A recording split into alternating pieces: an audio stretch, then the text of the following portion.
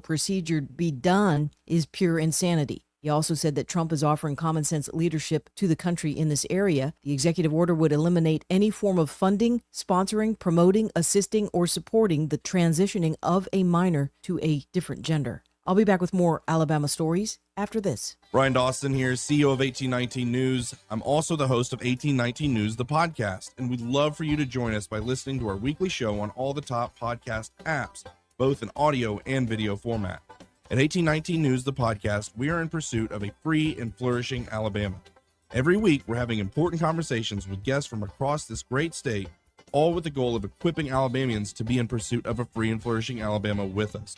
New episodes are released weekly. I hope you'll join us. Federal charges were issued against the former administrator of the Crenshaw County Jail. 33-year-old Christian Porter was indicted for violating the rights of an inmate who was assaulted while also handcuffed and being compliant. Porter is also charged with providing false statements to investigators regarding this case. 82 dogs were taken from a home in Lauderdale County this past Tuesday. Authorities say that the living conditions for those animals were unacceptable. Numerous dogs were put together in one cage.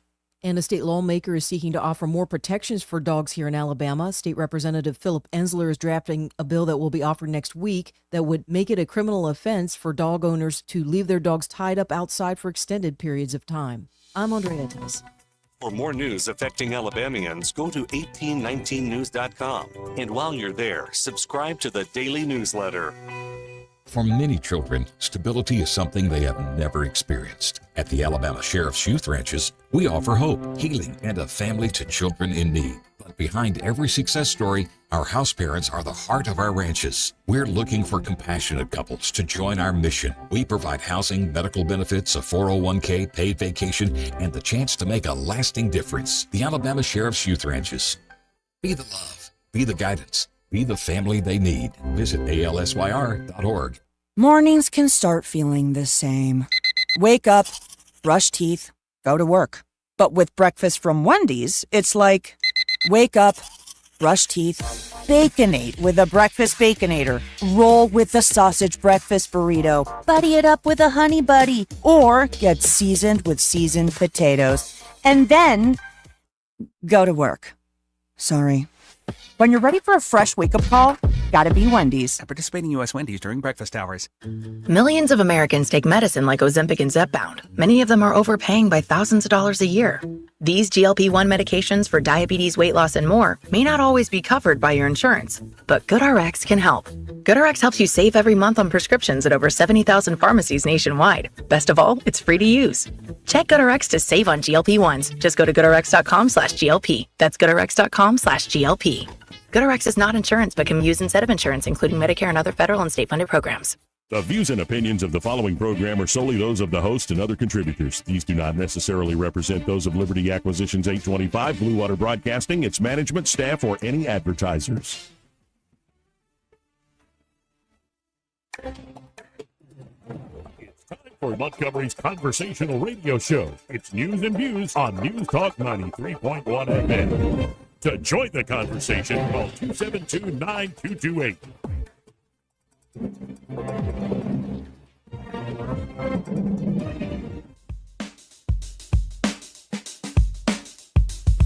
This is a Trump country. We live in the Southeast. We drink sweet tea.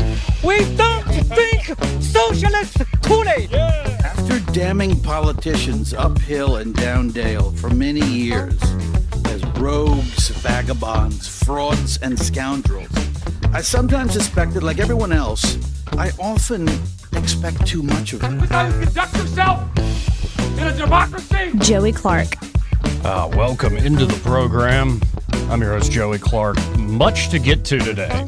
Very much to get to today, especially as the ongoing hearing for the nominee to be the head of Health and Human Services, Robert Kennedy Jr., is in the hot seat. Seems to be holding his own. We'll bring you some clips of that, as well as Elon Musk is going to save some astronauts from space, while the Trump administration's offering federal employees severance, which is, I like that idea. Like, hey, you could resign willingly and we'll give you an 8-month severance. I like that idea very, very much. But right now, the top story at 1819 News, written up by Craig Monger, you know that fella, the guy on Fridays. Selma Bloody Sunday scene with Make America Great Again inscribed, featured on Montgomery Museum of Fine Arts billboards. And I've got it pulled up here on the stream if y'all actually want to see this for yourself. Joining us now, we have the editor-in-chief there at 1819news.com. Of course, also host of the Jeff Poor Show, Jeff Poor. Hey, Jeff, how you doing this afternoon? Doing well, Joey. Thanks for having me on. Now, for folks who aren't looking at the screen with me, could you describe this billboard that's not only here in Alabama, but all over the nation, apparently? So, it's a scene right before the Bloody Sunday event. You have the Alabama State Troopers. They got their batons and their helmets, and they're marching toward the Selma marchers who are coming toward them, who are, going to cross the Edmund Pettus Bridge there in Selma to protest the way voting rights are being suppressed. And it's the moment before the violence occurs, and this is what really was a breaking point, I think, for the civil rights movement. And it just showed that, yeah, this is the way things were in Alabama, and it got momentum for the Civil Rights Act to get passed. But anyway, you see this picture, and inscribed over it is "Make America Great Again." And at the bottom of it, bottom left-hand corner, you got the Montgomery Museum of Fine Arts. Now, take whatever your takeaway is from that. It does one possible takeaway, and I think valid, is like you're insinuating something here about people who identify as MAGA Republicans or voters, and something that happened. Unfortunately, it happened, part of our history, and I think that has ruffled a lot of feathers. Well, and this is funded by the Montgomery Museum of Fine Arts. You can see it on the billboard. And I'm just wondering, what the heck is the Montgomery Museum of Fine Arts doing this? And I wonder what, say, certain corporate partners think about this. I could guess that Alabama Public Radio is like, yeah, they're making a great point. But I do wonder about, Balch and Bingham. I wonder about Sable Steel. I wonder about many other names I'm looking at that are pretty big names here in Montgomery that, well, y'all give money to this institution. I'm not saying you should defund them. I'm just saying, where the heck? Why the Montgomery Museum of Fine Arts? Why are they pushing this? How about the Alabama legislature? Your tax dollars. Yeah. Private companies are free to do what private companies wish to do with their money, but this is going on. I don't know how much these billboard campaigns are, but what I just find it to be sort of a lack of self-awareness or something. People just, there's a message there, and it's not a pro-Trump message. Not that the Montgomery Museum of Fine Arts needs to be engaged in that, but how about just generally being apolitical would be my advice. But this isn't, what fine art is covered by this messaging campaign? And speaking of tax dollars, about $4.6 million comes from the city of Montgomery, and the county commission throws in another $3.2 million. So you're right, tax dollars at work here. It's one of those things where I shake my head, because I think the whole Blunt Cultural Park with the Shakespeare Festival and Museum is a beautiful area here in town, but it just leaves a bad taste in my mouth. Maybe this was something done with Lamar Advertising, the billboard company, that sort of put this together. I don't know. They haven't responded to comment, right? Well, yeah, they had an emergency board meeting this morning, but it doesn't matter. Like, this is the problem the libraries have. This is the problem with archives and history. These are public institutions. These are institutions that exist for the benefit, the welfare of the public. And what they're doing, they're abusing that trust by being either overtly or covertly political in this, and antithetical, I think, to the majority of the people in the state who vote a certain way. Like, if you want to put a picture of Swan Lake up there, or you want to put a picture of Hamlet being performed, or whatever, that's the Montgomery Museum of Fine Arts, or Van Gogh painting, I don't know, whatever, some sculpture. But this This is a political statement, and whatever the takeaway is it's just stay in your lane. This is not your lane, guys. Well, and, the word that keeps coming to mind now when you mention, say, the bureaucracy, I guess y'all have been doing reporting on Nancy Pack there with the library board, right? And you're also seeing it, of course, at the federal level. There was the whole dust up with Terry Sewell and Shamari Figures making a lot of noise about people aren't going to learn about the heroic deeds of the Tuskegee Airmen. And I believe the term used by Senator Britt was malicious compliance. I have a feeling whether we look at the state bureaucracy or the federal bureaucracy, we're going to see a lot more of this so-called malicious compliance going forward. Yeah, they don't like being told they can't have Drag Queen Story Hour at the Officers Club over at Maxwell Air Force Base or something. I don't know what that's all about, but that's what's going on. And this was a setup. I mean, you look at like Terry Sewell's social media, and they design graphics for like this. I mean, it's so contrived. Where it's like, okay, here's the pitch we're throwing. This is what we're going to do. All right, you let some members of Congress know. Y'all get ready for this because we're going to pretend that this is part of the DEI ban, and you could say that Donald Trump wants to ban the Tuskegee Airmen, therefore he must hate black people or whatever. Draw your own conclusion, but we're going to lead them in that direction. That's what they're doing. That's what they're trying to do. And you know what? I think it's going to backfire. I'm going to tell you something, Joey. Mm-hmm. People paying attention to politics right now, it's not your typical left winger. They had decided. I'm convinced that this is borne out in the ratings for CNN and MSNBC. They're tuning it out. They just don't want to deal with the reality of the second Trump presidency and all these cabinet appointees and all these early W's that a Republican administration is going to be scoring. You're seeing it in the approval ratings. You have a hyper-engaged right of center base, and you have no engagement from the left of center base. No one's watching Nicole Wallace. No one's watching the formerly of CNN, Jim Acosta. I mean, people are tuning it out that would be their normal audience. So it's not really having an impact. It's not moving the needle. And that's the way it looks to me. They are to their own detriment. This is true with these hearings, yeah. Joey. These hearings that, all this grandstanding by Mark Warner or whoever, all it's doing is energizing the right, and it's not moving the needle, getting the left more engaged, and they can't read the room very well. And I still, from what we talk about all the time, the shift in technology, the shift in new media, I think they just still don't understand that's the world we live in. I always worry because radio's a fairly old technology, but I just say our ratings, we just got them. Thank y'all for listening. We had ratings off the charts leading through the whole election cycle. So folks here are very listening, very engaged. And I think it's because it's an incredible comeback story, number one, with Trump, just so much happening. But then folks are seeing through the older games. For instance, I'm looking at the RFK Jr. hearing, and I think Callie Means put out there that he was in the press room and reporters already had pre-written negative headlines about RFK.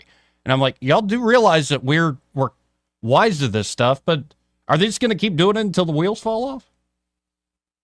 I suppose they don't have really much else to do, right? I scratch my the ones that really get me, Joey, are the ex-Republican never Trumpers.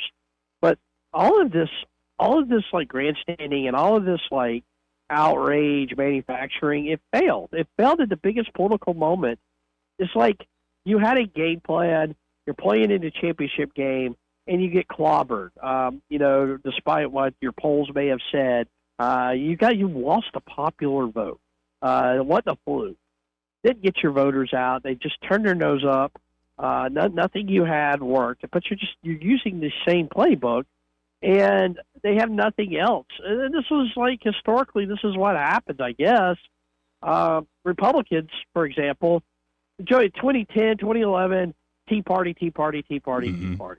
And Tea Party stuck around with us for a while, but then there was like a transformation about halfway through the 2010s, and we got more populist, and it became more populist in this ideological, doctrinaire conservatism that you and I probably grew up with. Starve the beast, limit the size of government, kind of stuff, and it became more populist, more in the vein of patriotism and America, Americana or whatever you want to call it. And as that's what happened. We sort of adapted to a different model. The Democrats, maybe that's coming, but they seem right now just content with just like doubling, tripling down on the same tire demagoguery. Yeah, and I think you're right that it's shifted away from the sort of doctrinaire policy fights, and it's like America's found its stones again, or it's got its mojo back, to put it a little better. And I find it refreshing in the sense that a lot of those ideas we grew up with aren't out the window. It's just you now have the energy and the courage to actually pursue it in a big way. I always cite the example of Paul Ryan came out with a budget. This must have been right after the Tea Party revolution, if you could call it that. And he was going to balance the budget, the federal budget, by 2044. And that's where Democrats ran an ad saying he's throwing grandma off a cliff. Literally had an old lady being thrown off a cliff. And you're like, okay, if they're going to do that when you try to do a pretty reasonable approach, why not just go for it, man? And it looks like Doge is already delivering. They're claiming they're saving the federal government approximately $1 billion a day. They wanted to get up to $3 billion a day. And I guess my question for you is, what do you make of this offer of, hey, do you want to retire? We'll give you 8 months salary and benefits, and you got about a week to accept it. I don't know how effective it will be. I don't know how many takers there will be. I honestly don't, but I admire the effort. I think it's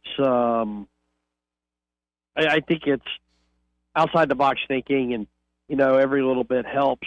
But it's hard for me to see how many people are going to accept this and go do something else. Maybe it gets some early retirements in there. It is, I guess, it's a stroke of genius. But every little bit helps. I guess it remains to be seen. It's a good idea at face value, but in practice, will there be many takers will be my concern. Well, and I'm just looking, it seems the Wall Street Journal's reporting the White House rescinds freeze on federal grants. I think this is another example of malicious compliance where they took a executive order and made it the worst possible way to actually comply with it. And I suspect we're just going to see this over and over and over again. But it really is, it's rich. These folks that claim they love democracy, when you have 1 million plus workforce strong, when it's a Republican in there, they don't actually do what the elected officials actually say. When it's Democrats, they're like, oh, the team's back. And it's remarkable how the entire federal employee base, I don't think I'm getting out over my skis, are mostly Democrats, or at least vote Democrats. It's something that's got to change quickly. Anyway, I'll stop ranting, and I know we're going long here, but I got to ask you, you'll be in town next week as the legislative session is coming up here in the state of Alabama, and I know you recently, just on your show this morning, were able to talk to Speaker Ledbetter. What do you think is going to be happening next week as we head into this legislative session? He's really big on the crime bills, doing more to now asking him this question. The improvements that have been made have been done without the legislature. These task force or whatever they are have been done without some kind of statute or funding or whatever that have I think made some improvements in Montgomery and Birmingham. But he just sort of said we're going to do more of that, but we just want to put in some resources. We want to offer more money or whatever that we need to make sure that the progress continues. We talked a little immigration, and this was sort of the take that, we all remember HB 56 when Alabama tried to do its own immigration bill right after the Republicans took over in 2010, and it struggled. I mean, it just faced challenge after challenge after challenge. The idea here is, well, now you have a different court. You have a lot of Trump appointees throughout the judiciary. You have a different attorney general who will probably defend the law, unlike Luther Strange. Let's take another stab at it and just put in some protections in place, just in case you do have a Democrat president in 4 years who just wants to reverse course on everything Trump did, open up the border and flood the zone. Let's go ahead and get these safeguards in place and make sure something like this doesn't happen again. Yeah, and it should be interesting to see how this all shakes out. I just hope it, like I was telling you this morning on your program, they don't go for the gambling thing again, but we shall see. And by the way, happy to even brave the State House if you'll have me down there where you're broadcasting. If not, I certainly understand you've got other guests, but I look forward to seeing you either way if you're in town, Jeff. Yeah, come by. It's just going to be Wednesdays, and we do this segment, and you got an invitation. We'll text later about that. Appreciate it, sir. All right, thanks for having me on. Again, folks, at Jeff Poor, you can always go to @Jeff_Poor on the X platform, and of course, he is the editor-in-chief behind 1819 News and also host of the Jeff Poor Show there, 106.5 FM in the Mobile area. So y'all check out Jeff Poor and everything he is up to. 272-9228 if you want to get in on the conversation. That's 334-272-9228. Oh, the fart sniffer himself. I'm sorry, that's not a very nice thing to say, but just look at that man. Like his nostrils, his nose. I'm talking about Senator Sheldon Whitehouse from Rhode Island. And I'm sure he's just laying down some brilliant stuff. From the look on Bobby Kennedy's face, and he looks miserable. It's like, how did this dummy, this dum-dum, get elected senator? Ugh, sometimes you gotta wonder. Not everything that's popular is actually good. Let's go to the phones. Line 3, you're on there. Who's this? Hey, Joey. Hey, I love that editor from 1819 News. Yep. I mean, I'm in full agreement with him. And what I'd just like to say for our state, this is just my opinion. This ain't got nothing to do with your radio station, but my opinion, we need to make Alabama great again. We can keep arguing over different things like casinos, abortion, all of that bull crap doesn't make a crap. You know why? Because not every citizen has their thumb in the pie of everything. You dig what I'm shoveling?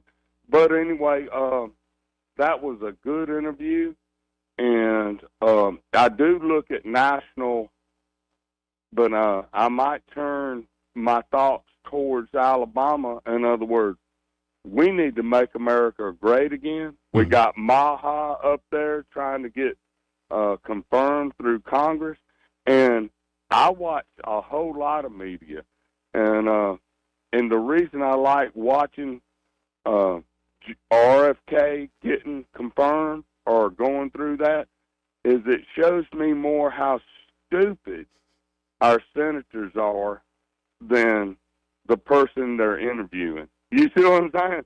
In other words, they're all senators, and they got that title, and they think they got it all figured out, and all they got to do is grift.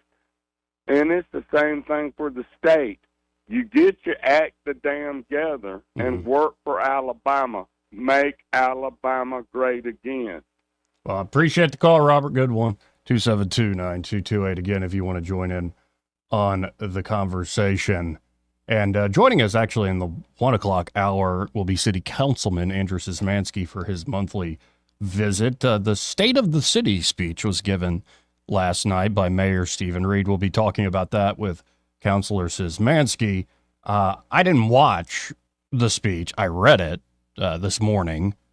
Almost ruined my breakfast. And it's not anything personally against the mayor. I think some of y'all might remember the op-ed I wrote after Joe Biden's State of the Union, Katie Britt's response. Like, there's something about the State of the Union, State of the State speeches, State of the City speeches where has anybody in a State of the Union, a State of the State, or a State of the City, in any city, any state in this nation, any leader, a mayor, a governor, a president, ever walked up and said, the state of our union, the state of our state, the state of our city, it's kind of crap. We got work to do, folks. We suck right now. We're a lot of disunity, a lot of people apathetic, not even paying attention. We got a lot of problems. Is there ever that sort of Festivus approach to it? No. Every time, no matter the speech, things are going great. We're making progress. Everything's strong. And I guess this is the deal with people you like to be your executive leader, they're always going to be putting a good spin on it, and like, we can do sort of attitude.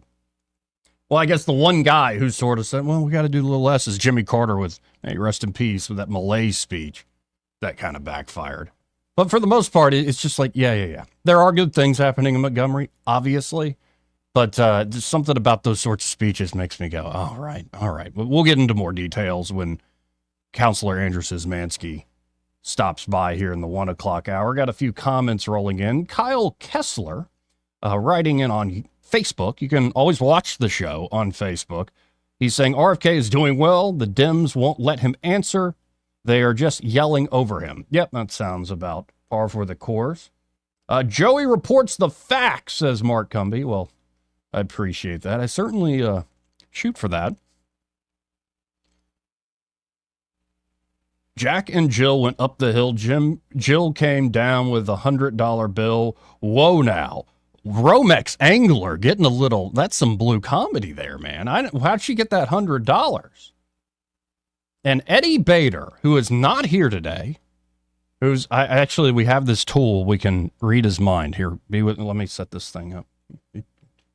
All right, we're going to read Eddie's mind right now. Always be closing. Mm-hmm. Yeah, that's right. Always be closing. Eddie says, hat matching sweater. Is that what we're doing now? Well, it doesn't exactly match. And I've worn this before, you dope. You can't be like, oh, something different now. I've worn this many a time, and it's not a sweater. It's a sweatshirt. Enjoy your day off. Actually, doesn't have the day off. He's getting some work done, too. Miss you, big guy. Eddie Two Pies. Hurry back here. Or if you're not going to do that, you get a horse and live in the mountains someplace and don't bother anybody. This part of the program brought to you by River Region Contracting. And there at River Region Contracting, Todd Clark and his fantastic team are ready to help you with that roof of yours. And it could be an asphalt or a metal roof. Either needs to be inspected on a regular basis. So if you've been thinking, well, that's fine, I haven't noticed any problems, it's just, no, you're playing with fire. Because if you let a problem fester, if you let it persist for too long, and then you finally go to fix it, and you've been paying that insurance all these years, that homeowner's insurance, they go, no, actually, you were negligent because you didn't check on it soon enough.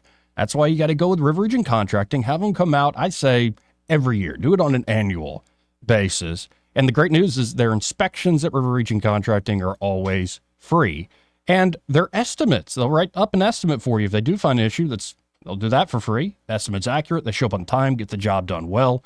And they love to sit down, actually educate their customers. You say exactly what your problem is and exactly what we're doing to fix it. And of course, they're also insurance specialists. So if the insurance company does try to give you any little trouble or fight or whatever, nope, they can walk you through that claims process and make it a smooth and easy experience. So check them out today. You can always call up Todd Clark and the team there at 356-8635. That's 356-8635. They're not associated with any other roofing company here in the area. That's River Region Contracting. And be sure to tell Todd Clark and that great team there that Joey, that fella on the radio, sent you. We'll be right back. He may not know whether he's coming or going, but whether you're going to work or coming home, Greg Budell is there. Mornings 6 till 9 and afternoons 3 till 6. Only on News Talk 93.1 FM WACV. Adams Drugs has been committed to the health care of the people of the River Region for over 62 years. We value the trust each customer has in our pharmacists, techs, and entire staff. If you have not experienced the difference of Adams Drugs and are not satisfied with the customer service that you get in the big box stores, we invite you to visit any of our locations and see how committed we are to your satisfaction. Adams Drugs offers a variety of services that you will not find in all pharmacies in the River Region. Personalized compounding, area-wide delivery, wellness screenings, immunizations, medication consultations, and specialized packaging, just to name a few. Visit us at our website, adamsdrugs.net, and find the location nearest you. Adams Drugs has 12 convenient locations to serve you. Your satisfaction is our #1 goal. Adams Drugs is your local Health Mart pharmacy. Health Mart, taking the time to listen and care. This is your roving reporter, and today I am talking with an elk.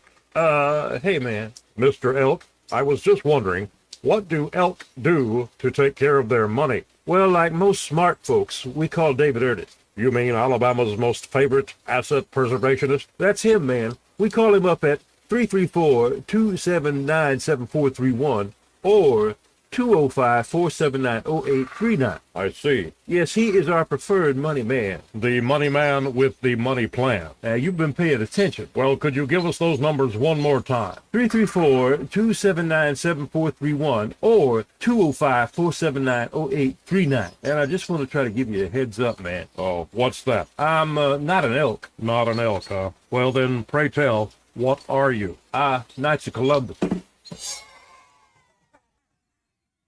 I am not even going to make a comment. Well, the baby liked it. For too long, Alabama's statewide news companies have shamed us for our conservative Christian values. Alabama deserves a news company that cherishes our culture, a company that isn't bought and paid for by the powers that be. 1819 News is that company. Run by Alabamians for Alabamians, 1819 News celebrates what is good and beautiful about our state, while exposing those who work against our values in secret. Just go to 1819news.com to learn more. Subscribe to our newsletter. That's 1819news.com. Rich Thomas Weather, a service of Wiley Sanders Truck Lines, where over-the-road dump truck drivers are needed right now. Home twice a week and every weekend, must leave early on Sunday with Blue Cross Blue Shield. Call them now at 855-777-9785. Well, hi, everybody. We like this little pause in winter, and we hope it sticks around for a while. Today, a pretty good day with a good bit of sunshine, high in the middle 60s, cloudy at times tonight, low 46. Thursday's high 73, at least partial sunshine. Could be some late night showers after midnight on Thursday night. Showers likely on Friday, maybe a thunderstorm or two, high 70. Timing is everything. Looks like a dry weekend. Sunshine, upper 60s Saturday, teasing 70 degrees on Sunday with more sun, and maybe lower 70s on Monday. From the Blue Water Weather Center, this is Rich Thomas. On FM, on your smartphone, and online, the River Region's most trusted voice. News Talk 93.1 FM WACV.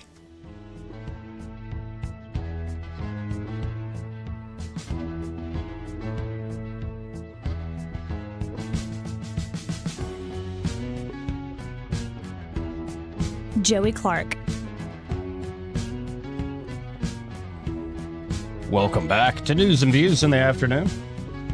272-9228 if you want to get in on the conversation. That's 334-272-9228. More comments rolling in. Oh no, now they're getting all into probably laid this outfit out to wear 2 days ago. The pants are probably that color too, made with the finest Vietnamese suede. Oh, goodness gracious. Y'all are having a lot of fun at my expense today. I believe a man can only dress that nice, says Romex Angler, when he knows he won't get dirty from working. Sir, have you not listened to the show, the stuff we have to deal with? I'm not saying my hands get dirty. I'm not saying I get dirt under my fingernails, but if you could see a picture of my soul after doing this, covering politics all the time, it's filthy. I feel filthy every day. It's like I'm prostituting myself up here half the time. Anyway, we'll have more guests coming up in the legislative session and all these elected officials that I know y'all want to hear from so badly. But ongoing up there in Washington, D.C., RFK Jr. really is holding his own. I thought this was a pretty daggum good moment. A lot of the clips are rolling in, so let's tune in. This is Bobby Kennedy, really taking on the Democrats. Well, let me ask you this then, because you keep citing the Trump administration and you're just going to follow what they say. Is that what you're doing? You're just a rubber stamp for them in this position? So anybody, so it doesn't matter that you're before us. It could be anybody coming before us as long as they're a rubber stamp for this administration and disregarding your beliefs and what you think. I guess my question to you is, if it really is fundamental to what you believe, how do you live with that? How do you address those issues as you're moving forward, You want me to knowing answer that the it's going to question, harm Senator? Americans? Yeah. You want me to answer the question? No, I'm asking you. Okay. President Trump has asked me to end the chronic disease epidemic and make America healthy again. And I'm So in a is that the unique only reason position. why you're at HHS? Is that the Excuse only me. reason why then you're at the HHS to address that one issue? President No, Trump one, has asked yeah. me because I'm in a unique position to end that. And by the way, she says that's so like dismissive. That one issue. That's a pretty big thing that encompasses many issues under the sun having to do with American health. The heck is wrong with these people? Anyway, let's keep going with Bobby Kennedy here. And that is what I'm doing. And if we don't solve that problem, Senator, all of the other disputes we have about who's paying, and whether it's insurance companies, whether it's providers, whether it's HMOs, whether it's patients or families, all of those are moving deck chairs around on the Titanic. Our ship is sinking. Our 60% increase in Medicaid over the past 4 years is the biggest budget line now, and it's growing faster than any other. And no other nation in the world has what we have here. No other nation has a chronic disease. We have the highest chronic disease burden of any country in the world. We had, during COVID, we had 60% of the world's population. We had a higher death count than any country in the world. And when CDC was asked why, they said it's because Americans are the sickest people on earth. The average person who died from COVID, American, had 3.8 chronic diseases. This is an existential threat economically, to our military, to our health, to our sense of well-being. And it is a priority for President Trump. And that's why he asked me to run the agency. And if I'm privileged to be confirmed, that's exactly what I'll do. Knocked it out of the park, and you can tell she, the senator asked her that stuff, or asked him that stuff. She knows that he just knocked it out of the park. There were other light moments. For instance, he went there with the meme.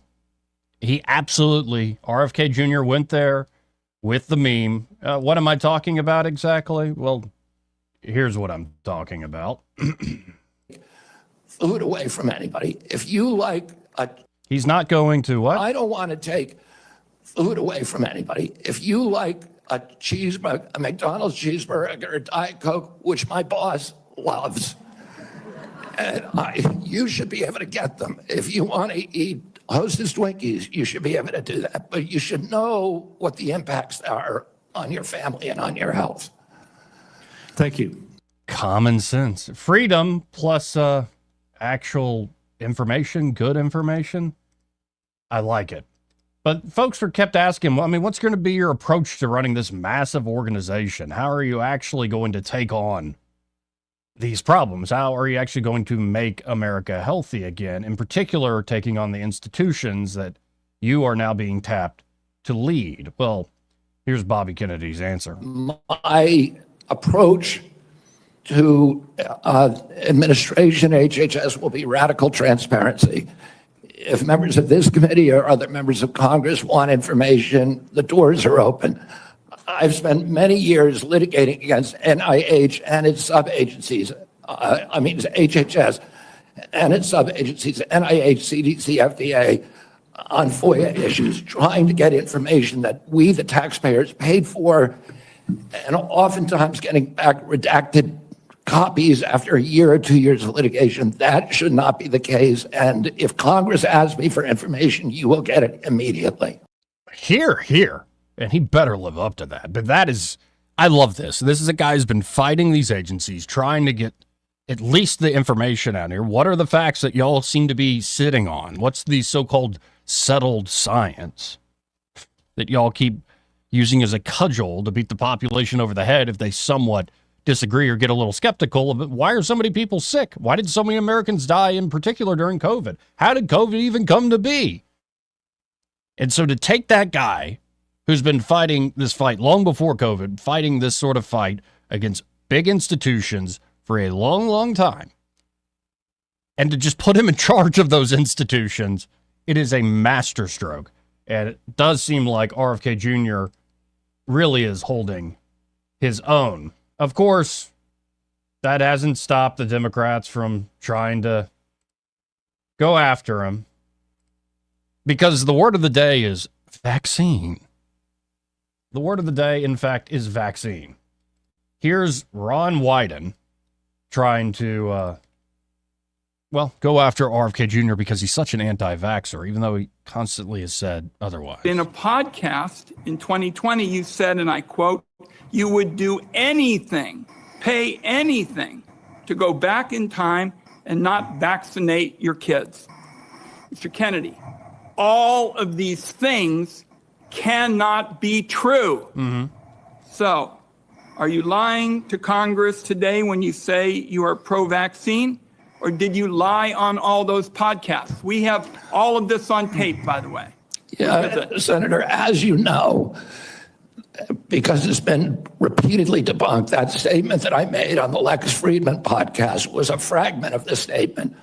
He asked me, and anybody who actually goes and looks at that podcast and will see this. He asked me, are there vaccines that are safe and effective? And I said to him, some of the virus vaccines are. And I said, there are no vaccines that are safe and effective. And I was going to continue for every person. Every medicine has people who are sensitive to them, including vaccines. Right. So he interrupted me at that point.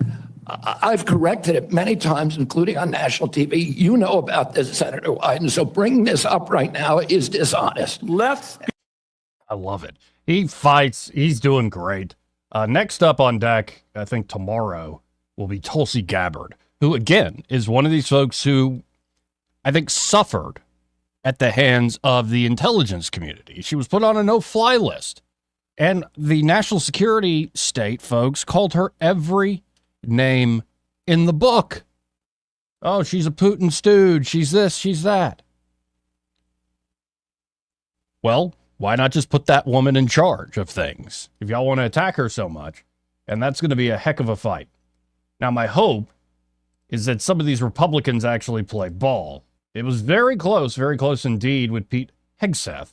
But you got to wonder, can Tulsi get through? I think Bobby Kennedy's going to fly past any problem here. He seems to be really holding his own as this hearing continues.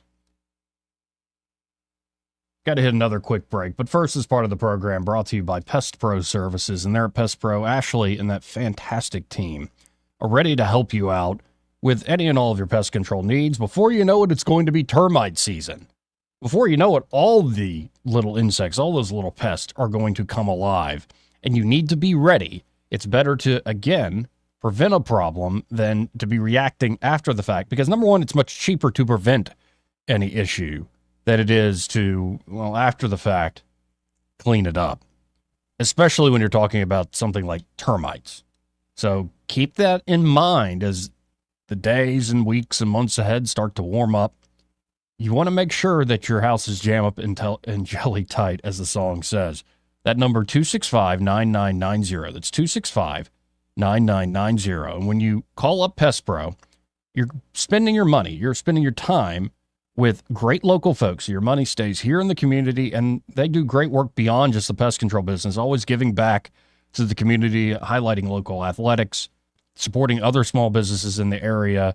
They're just really great folks, and they put out a great service, but of course, they're also always giving back. So again, that number, 265-9990, or you can always go to ppsrevision.com or just search Pest Pro Services on the Book of Faces to see all the updates about the local stuff they're doing, as well as constant updates about tips and tricks when it comes to dealing with those little pests trying to get inside your home. When you want to know, call a pro, Pest Pro Services, and be sure to tell Ashley and that great team that Joey, that guy on the radio, sent you. Want to carry News Talk in your pocket? Download the News Talk 93.1 app from the App Store. Available on iPhone and Android. Never miss a moment. Download now. Before you buy new floors at a discount store and get them installed by the cousin of a friend who does this kind of thing, consider the better option. Prattville Carpet carries the most reputable brands for selection, style, and quality you can trust. And with their non-transferable lifetime installation warranty, you'll never have to worry about hardwood warping or carpet buckling. Your floors will stay as beautiful as the day they installed them. Hi, I'm Ray Bowles from Prattville Carpet. If you're looking for carpet, hardwood, laminate, vinyl plank, or ceramic tile, call us today for your free measurement. Prattville Carpet, we're more than just carpet. Hi there, I'm Madeline Cannon with Alabama Home Mortgage. Getting pre-approved is the first step towards home ownership. People are often scared or nervous about taking that first step, but I'll tell you, it's nothing to be scared of. At Alabama Home Mortgage, we will take the first step and every step along the way with you. Call us at 567-4223. We will gather the information needed to tell you exactly what you qualify for. After a call to Alabama Home Mortgage, you will know what price point to shop for, what down payment is required, if any, and what your monthly mortgage payment will look like. We take all the guessing out of it. Then, when you find the house you want to make your home, you are ready to make an offer. Along with your offer, you will submit your Alabama Home Mortgage pre-approval letter. This shows sellers that you've already taken the steps necessary to ensure that you qualify to purchase their home. Wait no longer. It's time to take that first step together. Call me at 567-4223 or start the process online at myalabamahomemortgage.com. That's Alabama Home Mortgage because, folks, there is a difference in mortgage companies. NMLS 1586-36-8, Equal Housing Lender. Lewis at the Capital Oyster Bar, and I just want to tell you, if you're in business or got an event coming up and want to do some advertising, wisely spent dollars are spent down here at Blue Water Broadcasting. All the guys are nice, easy to work with, and I see results, I guarantee you. Blue Water Broadcasting is the #1 most listened to radio group in the River region. Find out how to put this reach to work for your business. Call us to find out how we can help. Blue Water Broadcasting. Local folks helping local business.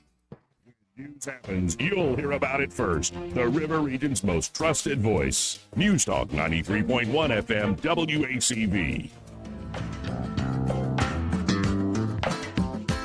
Joey Clark. Welcome back. 272-9228 if you want to get in on the conversation. Dynamic saying he should have just said yes or no to the nuanced questions. That can't always be entertaining after a long wind-up of a question. A running jump of a question. Somebody just goes, well, no. Or yes. Next question. Now, before Andrew Szymanski stops by, we get into some more city concerns here. I want to give a quick update on, well, something Elon definitely can help with. Of course, we're talking about Elon Musk.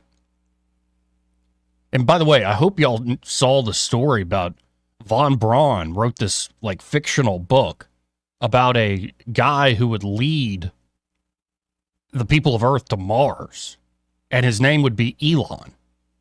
Now, apparently Elon's father loved that book and named his son Elon because of that book. But what are the odds that that kid named Elon is now primed to essentially fulfill Von Braun's imagination? Pretty crazy, crazy stuff.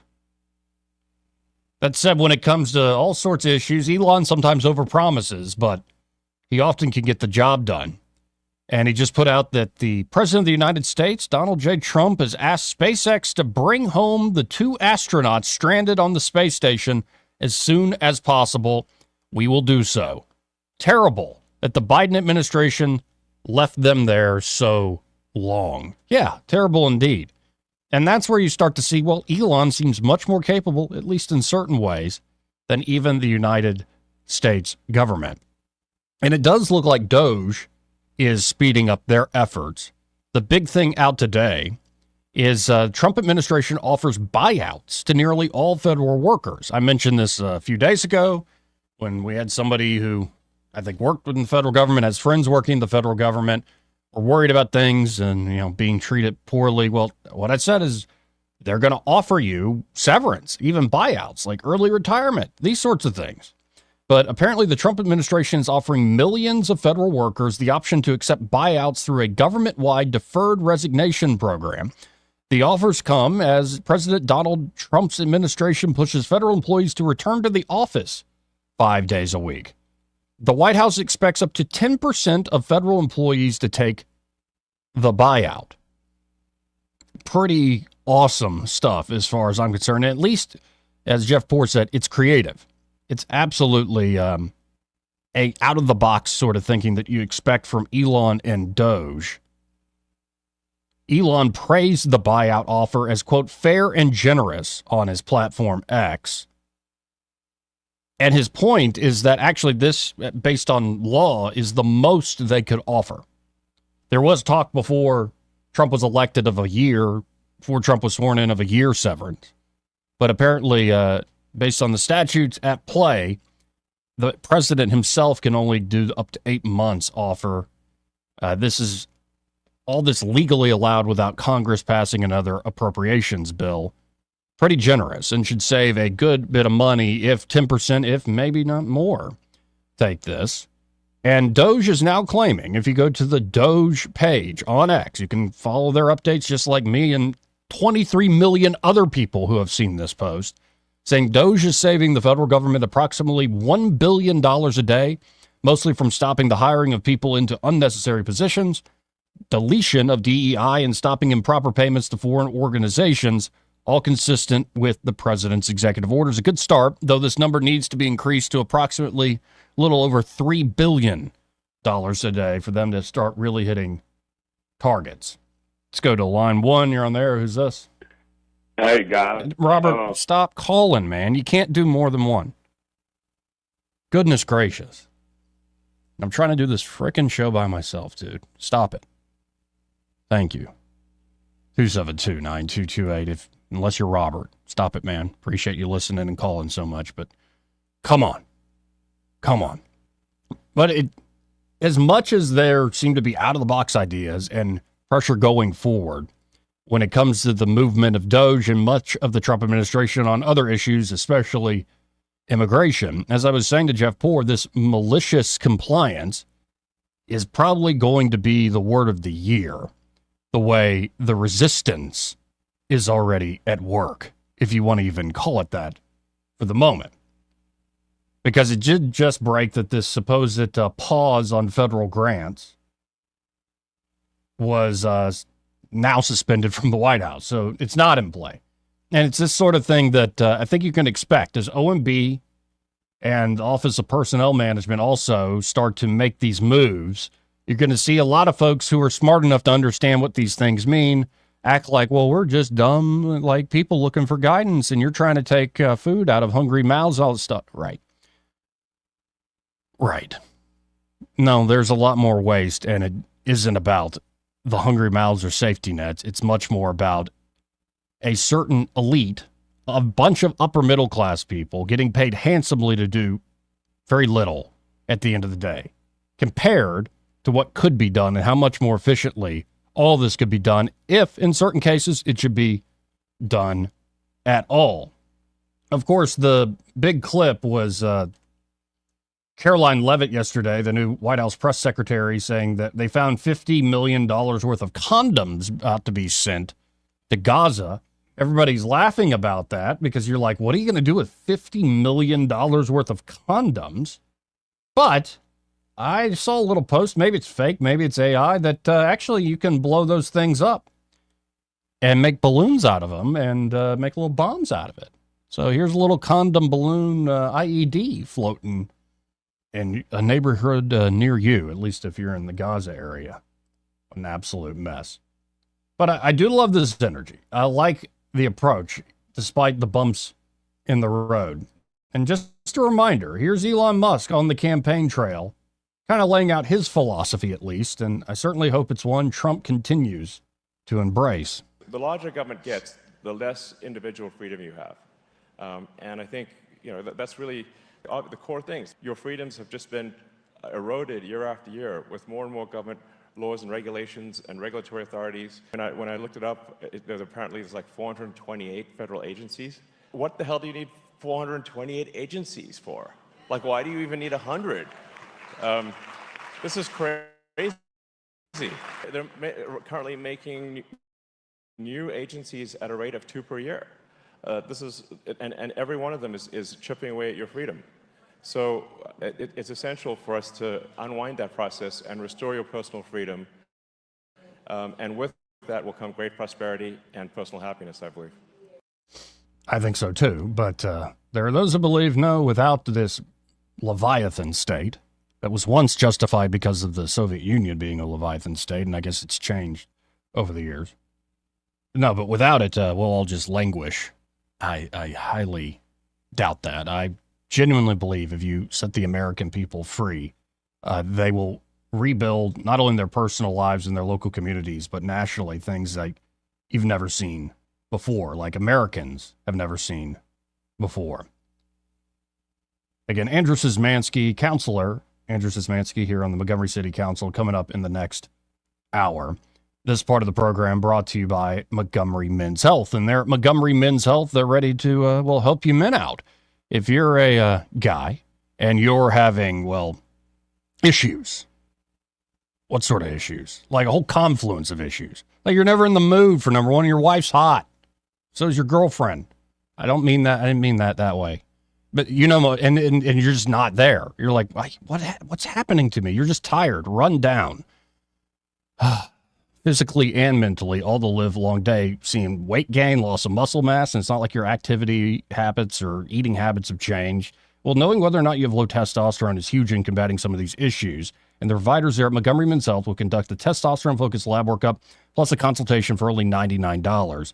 And Montgomery Men's Health has low-T treatments that can truly change men's lives. After treatment, men can experience higher energy, better gains in the gym, brother, better mental clarity, improved sleep patterns, a faster metabolism, usually even notice an increased libido, which is all right. So you can book the same day you call, guys. That number, 440-3663. That's 440-3663. Or go to MontgomeryMen'sHealth.com to book your appointment today. On the other side of this break, we should have City Councilman Andrew Szymanski. Broadcasting from the Riverside Chevrolet Master Control Center, this is WACV Cusana, News Talk 93.1 FM. When it's Chevy, it's Riverside. With SRN News, I'm Jason Walker. President Trump today will sign the Laken-Riley Act into law. That measure mandates the detention and potential deportation of illegals who stand accused of theft and violent crimes before they're actually convicted. The bill bears the name of Georgia nursing student Laken Riley. Defense Secretary Pete Hegseth is pulling the security protections and clearance of retired Joint Chiefs Chairman General Mark Milley. He also ordered the Pentagon's Inspector General to review Milley's actions while serving as the nation's top uniform officer to determine if a demotion is warranted. Senate Finance Committee opening hearings earlier today considering the nomination of Robert F. Kennedy to become the Secretary of Health and Human Services. Mixed trading on Wall Street. The Dow's ahead 5 points right now. NASDAQ down more than 100. SRN News. Wesley Financial Group is not a law firm. If you own a timeshare, don't miss this public service announcement from Chuck McDowell, founder of Wesley Financial Group. If you receive an unsolicited phone call or mail piece to discuss selling, renting, or especially canceling your timeshare, don't fall for it. If you really want out of your timeshare, hang the phone up immediately or throw that mail piece in the trash and contact your timeshare resort or Wesley Financial Group for assistance with your timeshare. As the only Inc. 500 timeshare cancellation company, our knowledge, experience, and results has made Wesley a trusted resource for over 40,000 families we've helped get out of their timeshare. Give us a call and I'll send you our timeshare exit information kit free with the straight facts about your timeshare and all of your options for cancellation. Call for your free info kit. 800-885-3333. That's 800-885-3333. 800-885-3333. Rich Thomas Weather is brought to you by Clark Heating, Air, and Plumbing. Winter is officially here and it's cold. Make sure your system is ready for the winter. Call today about the advantages of the Clark Club membership to be sure you're covered. Call 277-2125 or go to clarkcomfort.com. Better call Clark. Alabama certification number 09098. Rich Thomas Weather. Well, hi, everybody. We like this little pause in winter, and we hope it sticks around for a while. Today, a pretty good day with a good bit of sunshine, high in the middle 60s, cloudy at times tonight, low 46. Thursday's high 73, at least partial sunshine. Could be some late night showers after midnight on Thursday night. Showers likely on Friday, maybe a thunderstorm or two, high 70. Timing is everything. Looks like a dry weekend. Sunshine, upper 60s Saturday, teasing 70 degrees on Sunday with more sun, and maybe lower 70s on Monday. From the Blue Water Weather Center, this is Rich Thomas. We're redesigning financial freedom at CB&S Bank. Make purchases at participating stores and restaurants using your CB&S Bank debit card through your mobile devices with Mobile Wallet. Charges and fees may apply for your cellular service provider. Contact your service provider for more information. Member FDIC. From the Blue Water Broadcasting News Center, these are today's top stories. Montgomery Mayor Stephen Reed gave his annual State of the City address Tuesday evening at the Alabama Shakespeare Festival. The evening began with accomplishments made in 2024, but much of Mayor Reed's speech focused on new programs planned for 2025 and beyond. Mayor Reed stated he believes 2025 will be a turning point for the city.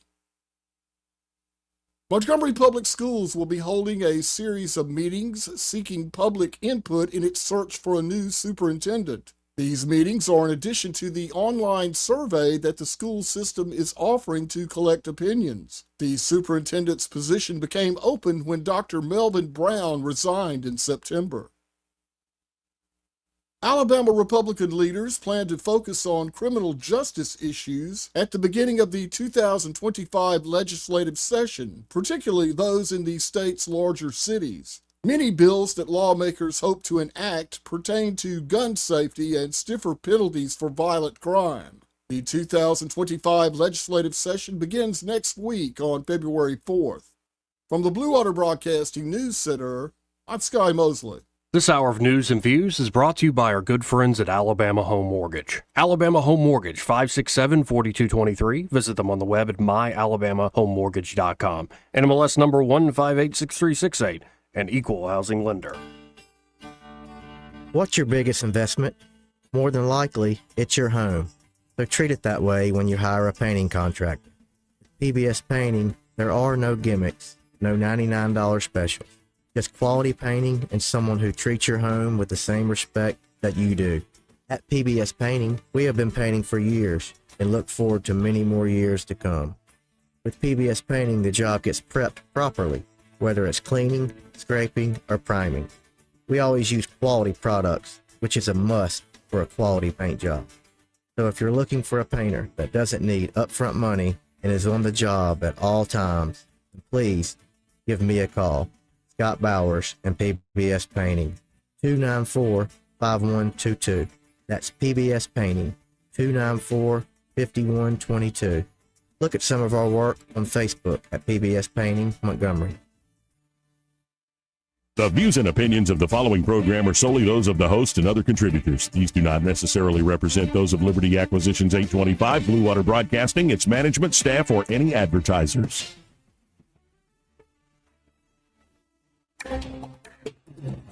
It's time for Montgomery's conversational radio show. It's news and views on News Talk 93.1 FM.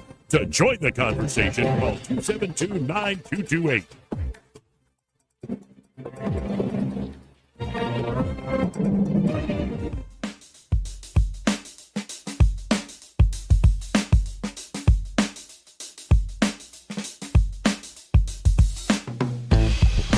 Joey Clark. Welcome back to News and Views in the Afternoon, as we call this thing online, Joey Clark Live.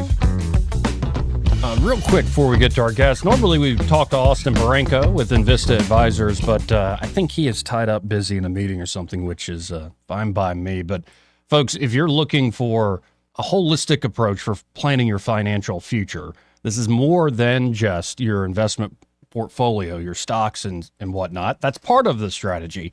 But say you run a great small business that's successful, or have a very successful estate, or it could be a nonprofit endowment that you're running, and you're trying to plan out the long-term financial future, whether it's into life concerns or it's life insurance. What they do essentially there in Invista is they will sit down with you, understand exactly what you have going on with your finances, and they'll make a plan with many different members of the team providing different expertise. They really do amazing work there at Invista Advisors. So you can always go to InvistaAdvisors.com, or just call them up. It starts with a conversation, 387-0094. That's 387-0094. And to be sure when you reach out to them to say, hey, that Joey Clark guy on the radio told me to call you. And whether it's Austin or Brant McDonald, the whole team there, they really do great work. Y'all check them out today. In studio with me now, as promised, we have a city councilman, Andrew Szymanski.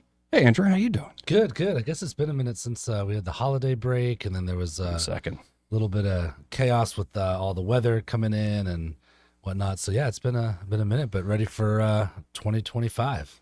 Oh yeah, we're so ready. I mean, I want to start with the speech, the State of the City given last night by the mayor, and I mean because you had everybody there who's involved in city government and much more beyond just the government. I mean, number one, what'd you make of the event, and then what'd you make of the speech? The event was good, and I like the idea that it moves around, and one of the things that we were highlighting, I think, by having it at the Shakespeare Festival and was mentioned in the speech was that, for all of the talk that people have, we kind of forget sometimes about all the wonderful things that are unique to Montgomery, or here in Montgomery, things for people to do and participate in. And so anytime we get the opportunity to be out at the Shakespeare Festival is great. I think it was a crazy number, something like 44,000 students school-age students go through ASF every year as part of their high school matinee program, which is just amazing. And so the event itself was great. I like seeing all the city departments out there and getting opportunity for the public to get to kind of engage with everybody from traffic engineering to the fire department to planning to street maintenance, and kind of gives that face-to-face contact. And State of the Cities are like State of the Unions, right? They're aspirational. They talk about a lot of the things that have been done and things that are going forward. The city is positioned well, better than others in some regards post-COVID, as we've talked about before. And obviously 2024, really, I think one of the marquees of 2024 will be some of the investment that we've been able to attract to Montgomery. We've talked about Meta before, and FedEx and Amazon, and some of those things that are happening out in the Hope Hall area. But when you see the number, $840 million is quite a staggering number for the city, and then the kind of the what that leads into for potential future development out in the area and in that kind of tech data space, the AI space that's going to continue to require large facilities to power servers and whatnot. So that was definitely good. And I think, one of the things that was really well received and people, like to be reminded about is that we have a full-time police chief. Chief Grayboys is no longer an interim. He is a police chief. He comes with over 20 years of experience, having a stint in Montgomery Police Department, spending time as the Alabama State Police Chief, working with Aaliyah.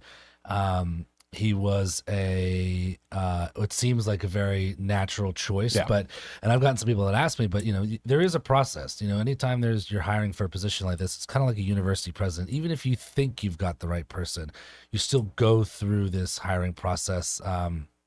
And so we're glad to see that yielded what it did. And then some of the big projects. I'm excited because in District 7, we're getting the new fire station. And the mayor did say, they had a choice on that.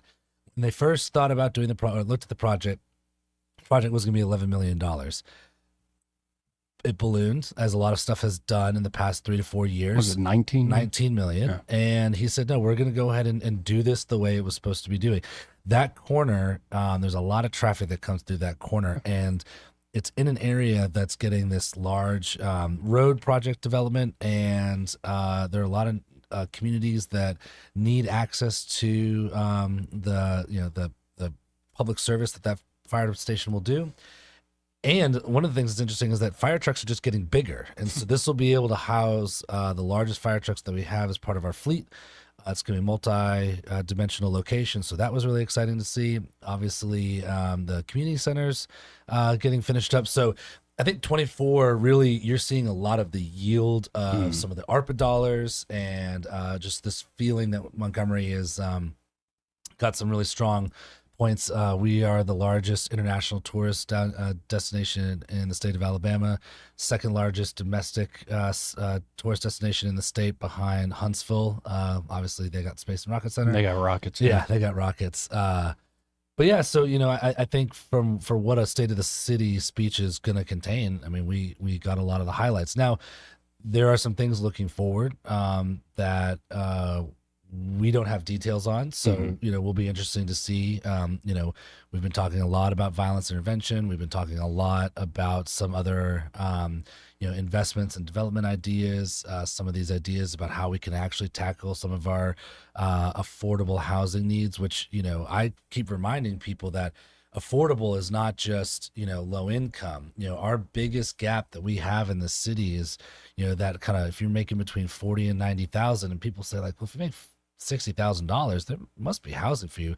But when you look at what is competitive and what is being done in other cities, these nice mixed use residential and commercial things, like where people in their mid to late 20s, early 30s are wanting to be. Like I got Cloverdale, but not every college graduate wants to live in 100-year-old Cloverdale home. I know, having done it for a year. Yeah, the electric bill's quite something. Yeah, so downtown residential density and some of those aspirational things, we'll have to wait and see how we're going to tackle some of those. And so overall, it was good, and it was good to see it well attended. Always great to see, the participation of the city departments, and then Maxwell was there, the leadership from Maxwell, which was acknowledged and will continue to be acknowledged as a really key component of our community. Now, I'll say this, having it hosted there at ASF, you know how much of a homebody I am. And it's like the one thing I'll go do. I'm nerding out about Hamlet, so I'm looking forward to go see Hamlet on opening night. And it really is a beautiful facility. And we do have a lot of things going on. Like I like seeing the fire department rewarded for being so good at what they do. Yes. And they have been good for a long, long time. So that's great. I was fascinated by some of the more partisan stuff, if I could put it that way. Without saying it, he sort of said it, that he just called on the state legislature, which sounds like things like the common sense gun measures or occupational tax. This is being kicked to the state legislature to do something. It's not necessarily on y'all's desk because the state has purview of it. Yeah. Home rule really kind of governs how a lot of that works. And, as a city, we should be asking the state, we are the capital city, and we should be asking the state to acknowledge that and help us. I think 19 municipalities have an occupational tax. Some of these municipalities are starting with $60 million in their budget. And as we're seeing, like I said, with the fire station, the cost of just existing as a city go up. I can't tell you how many calls I get about paving, curb, gutter, that type of stuff. That section of Fairview that we did that has, storm drains, paving, and sidewalks, it's a $10 million project. That's barely a mile, maybe a mile and a quarter. And so, the argument about money is always going to be a challenging one. But when you look at the fact that other Alabama cities have some of these mechanisms, that's there. Also, and it happened at the last council meeting, continuing to look at some of the gun regulation stuff that the city is interested in doing, really in reaction, as we've talked about before, to some of the concerns and complaints that we've been getting about people wielding, weapons in public, and not to say that you can carry, of course, but when we see people walking down, McGee Road with an AR-15, what is the actual opportunity for us to engage with that? I'd also say that some of the other things that were out there, this is an introductory thing to all of us, right? They mentioned the convention center. I actually think that would be fabulous for the city of Where's Montgomery. that going to be located? Great question. I don't know, right? Right now it was a rendering. Some of the community violence and the crisis intervention stuff, some of the mental health stuff that we want to continue to expand, some of the homelessness stuff that we want to expand. And after last week's emergency shelter and the amount of time that I spent over at the Crampton Bowl with some wonderful agencies that are trying to tackle this problem, that's a real thing that we have to talk about and deal with. So you're right. There are some things in this that the person who is the chief executive of the city gets to talk about. Ideas for the next year. Well, and on the emergency you just mentioned, how many folks were taking advantage of that when it got real cold? On the real cold snowy days, Tuesday, Wednesday, I think they got up to about 105. Okay. And I will just, I don't want to be too specific, but not every one of those people are the people that you're seeing like squatting on off ramps. There was an elderly couple there that just owns a house but been struggling to pay power bills. So they've been heating their house by turning their oven on and using gas, and it just got too cold for that. There were some people that struggle with some, just some utility struggles and some other things. So it's not, that kind of encapsulates a little bit more of the population. I think on some of the lighter nights, because they kept it open through Sunday, so it was open for about 5 or 6 days. I think like maybe the lowest night was like 65. So a good number of people, more than traditionally, are even going to the warming center, which we have in District 7. We announced at the council meeting Wade Lyles is the new EMA director, and it was very timely because the EMA, it's a small staff of like 3 or 4 people, and they were there around the clock, keeping an eye on that place and making sure we had unbelievable support from the business community, residential community, volunteers. It was really great. Now, I did like that eventually Jim Grayboys was picked as full-time chief. I do like the local guy with the local experience, the interfacing with the state, working at the state. Like, all that really is fantastic.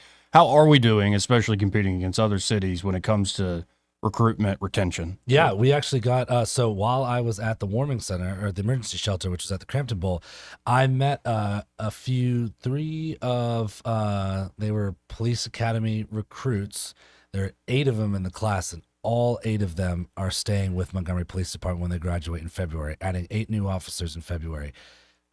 I've not asked the question to anybody at MPD, what is the direct line between new leadership and this kind of starting to rebuild this program, but I've indirectly been told that it's had a very, very positive effect. And I think a lot of people believe that now that this is finalized, that's just going to continue on. We've done everything. Obviously there's always something more to be done, but we've done as much as we can, we believe, on making sure that their salaries are competitive, that the benefits are competitive. Right. We've got a couple more things that are coming down that maybe will enhance that.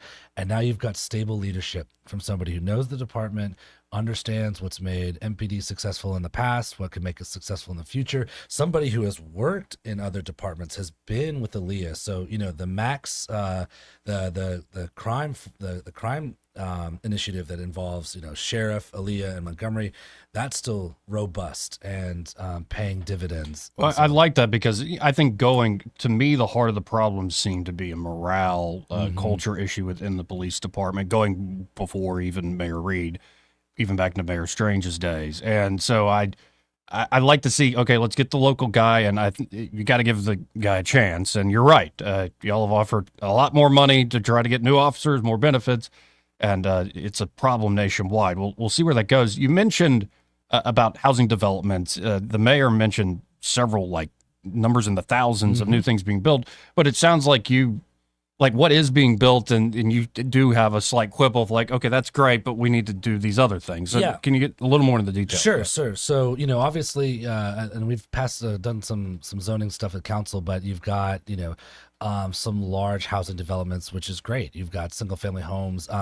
We just have to make sure, in my opinion, that we're also looking at other types of housing. And one thing that is very important to me, even though it's not technically District 7, is that we're continuing to create residential density opportunities, building units for homes and apartments and condos, around the downtown area, things that are easily accessible to Maxwell, to all the entertainment improvements that we're having in the downtown area, because it's just a trend line. But basically, in the 90s, early 2000s, late 80s, you had this kind of suburban push. Right now it's coming back the other way, and not everybody wants to, when they're early in their careers or, just starting out a family, wants to be in a single family home out east. They may still be in a point, and that's kind of too where you want to make sure Montgomery's attractive to a wide base of people. And so I'm really hopeful. They talked about the new economic development director, community development director, Frank Robinson, who came down from Philly, I've met with him multiple times, think he's got really great ideas, is very aware and trying to tackle some of these problems, and then partnering that with some downtown initiatives that are really going to help enhance that area and make businesses want to be there. The chamber and the city have worked together to bring Block by Block to downtown Montgomery, which helps with everything from dealing with vagrants to keeping the streets clean, stuff like that. The Business Improvement District, is getting finalized through a lot of hard work by some of the biggest property owners in the downtown area coming together and trying to find more ways to have investment in the area. So that's just a really important thing for us to continue to do, because we know that that's what people want to live in. And right near you, that huge building, that progress continues on that development? They put the Sky Bridge in between the two buildings up the other day, and man, it was pretty impressive. So yes, we're very excited about the EJI Hotel. That they made that announcement, which is bringing 99 rooms there. The tourism aspect is something that all of us are banking on and have been reaping the benefits of, and that's really, really a great thing for us to have. So just good infrastructure to accommodate that. It's why, even with the convention center, wanting to elevate what we have to offer, to have larger conferences that spend tens of thousands of dollars that are interested in Montgomery because of all the things that we have here today. Now, I think the tourism angle's great, and it is bringing money in. Yeah. Then also the figure, the amount of economic impact from the air show. I was astounded at 200,000 people showed up. That's massive. Yeah. And thank God we have pretty strong senators with a new president. I don't think Maxwell's going anywhere anytime soon. Thank God. Yeah. So that's very good. I look at the progress in the city, and I think there is some progress. But then I look at stuff like education, where like LAMP is always the shining, the crown jewel there. And I wonder, and I know that's not. You're not in charge of it. The mayor's not in charge of that. The council or the mayor's not in charge of that. It is a county function, but y'all do have some input, obviously, and some. You're got a lot counting on that. So, like, what do you make of what's going on with MPS? Seems like slight improvements, but I still have a bad taste in my mouth the way the last superintendent was kind of shown the door, or decided to show himself the door. Yeah. I mean, to be honest with you, I think we're in that transitional period, and so I know that a search for a new superintendent is happening, and education is a vital component of having a successful city. And, it is our job to make sure that we are echoing the need to have high quality education, for people to be focused on having high quality education for our students. We need to make sure that the schools, the properties, and all that type of stuff, it's all interconnected to what we're doing.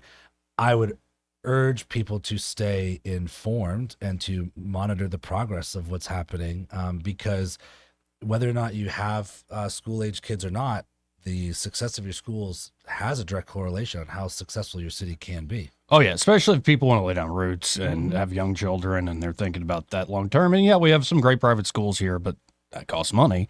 So yeah, you want the whole system. Yeah. I mean, and don't, there is, no matter what anybody says, there is a connection between having quality educational opportunities for young people and the health and safety of a community, right? One of our biggest challenges that we know, and it's not a secret, is that some of the, especially on the petty crime, like, yes, some of the violent crime statistics, no matter, even though it may not feel that way to some people, but are down from the year before.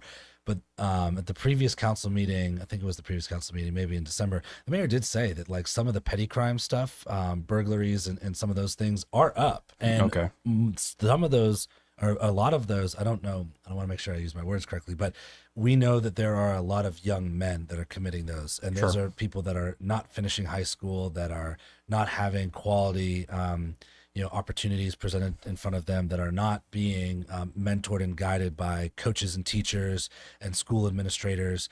And so if we can help fix that problem and give people a better pathway, I mean, it's crazy to me, because you go down to Hope Hall and there's all these wonderful businesses down there, whether it be Hyundai or Mobis, or you go down the beverage company, there's all sorts of the FedEx buildings and whatever. They all got now hiring signs at $22, $24, $25 an hour. You have to be able to, go through your OSHA work. You have to be, have to have the literacy components and some of those other things. We have quality jobs available for people, and you don't have to go to college to have access to them. The school system's job is to help make that a possibility and help kids realize what opportunity comes from being a productive working member of society. Again, folks, we're talking to City Councilman Andrew Szymanski. If you have a comment or question, 272-9228. That's 334-272-9228. Quick question before we hit the break. Somebody asked me this the other day. I didn't know the answer. Are we, especially in this new environment, given what's going on with the federal government, is Montgomery a sanctuary city?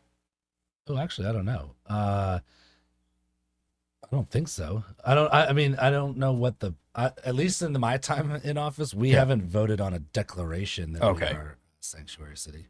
Yeah, I guess what that would mean functionally is you're not going to cooperate with the Fed. Doesn't mean getting in their way, but we're not going to help ICE. We're not going to help any of these other agencies if they try to do, say, arrest and deportations in our own backyard. Yeah, and I was just wondering if we have a policy on that. I not that I know of, so I don't want to say no, but at least in my time in the past 13, 14, 15 months, that has not been something that we have passed. So if it goes before me, then I'd be happy to look into it. Okay. Well, we got to hit this break. We'll be right back. More with City Councilman Andrew Szymanski. He may not know whether he's coming or going, but whether you're going to work or coming home, Greg Budell is there. Mornings, 6 till 9, and afternoons, 3 till 6. Only on News Talk 93.1 FM, WACV. This is your roving reporter, and today I am talking with an elk. Hey man, Mr. Elk, I was just wondering, what do elk do to take care of their money? Well, like most smart folks, we call David Ernest. You mean Alabama's most favorite asset preservationist? That's him, man. We call him up at 334-279-7431 or 205-479-0839. I see. Yes, he is our preferred money man. The money man with the money plan. You've been paying attention. Well, could you give us those numbers one more time? 334-279-7431 or 205-479-0839. And I just want to try to give you a heads up, man. Oh, what's that? I'm not an elk. Not an elk, huh? Well, then, pray tell, what are you? Knights of Columbus. I am not even going to make a comment. Well, the baby likes it. Are you tired of the mainstream media's biased reporting? Do you want to stay informed on the news that really matters to you? Look no further than 1819 News. At 1819 News, we bring you the latest in Alabama news, politics, sports, culture, and more. We've assembled a team of journalists with Alabama values dedicated to the truth and the truth alone. Visit us at 1819news.com today. That's 1819news.com. Subscribe to our newsletter. Honest News, Alabama Values.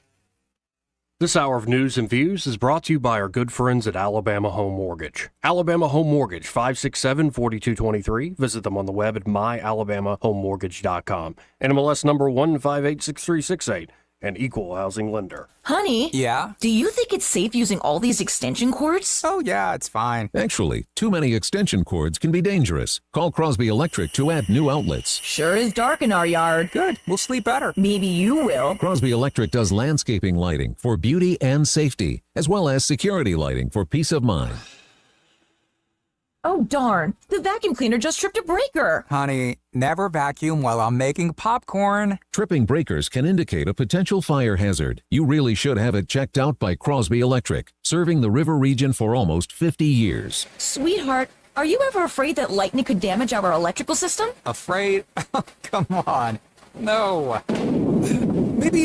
Maybe we should call Crosby. You know, just give him a call. Whole house surge protection can protect you and your possessions. For an assessment and for all your electrical needs, call Crosby Electric 272-2085 or visit us at crosbyelectric.com. This hour of news and views is brought to you by our good friends at Alabama Home Mortgage. Alabama Home Mortgage, 567-4223. Visit them on the web at myalabamahomemortgage.com. NMLS number 1586368. An equal housing lender. Rich Thomas Weather is brought to you by MPM Feed and Seed. Man's best friend deserves nothing but the best. That's what you'll find at MPM Feed and Seed in Prattville. They carry only the highest quality dog food brands. MPM in Prattville, 1313 Highway 31 North. Starting February 1st, MPM will be open Monday through Friday, 8 a.m. to 5:30 p.m., Saturday, 7 a.m. to 1 p.m. Rich Thomas Weather. Well, hi, everybody. We like this little pause in winter, and we hope it sticks around for a while. Today, a pretty good day with a good bit of sunshine, high in the middle 60s, cloudy at times tonight, low 46. Thursday's high 73, at least partial sunshine. Could be some late night showers after midnight on Thursday night. Showers likely on Friday, maybe a thunderstorm or two, high 70. Timing is everything. Looks like a dry weekend. Sunshine, upper 60s Saturday, teasing 70 degrees on Sunday with more sun, and maybe lower 70s on Monday. From the Blue Water Weather Center, this is Rich Thomas. The premier place the River Region turns to for news, weather, traffic, and opinion. News Talk 93.1 FM WACV.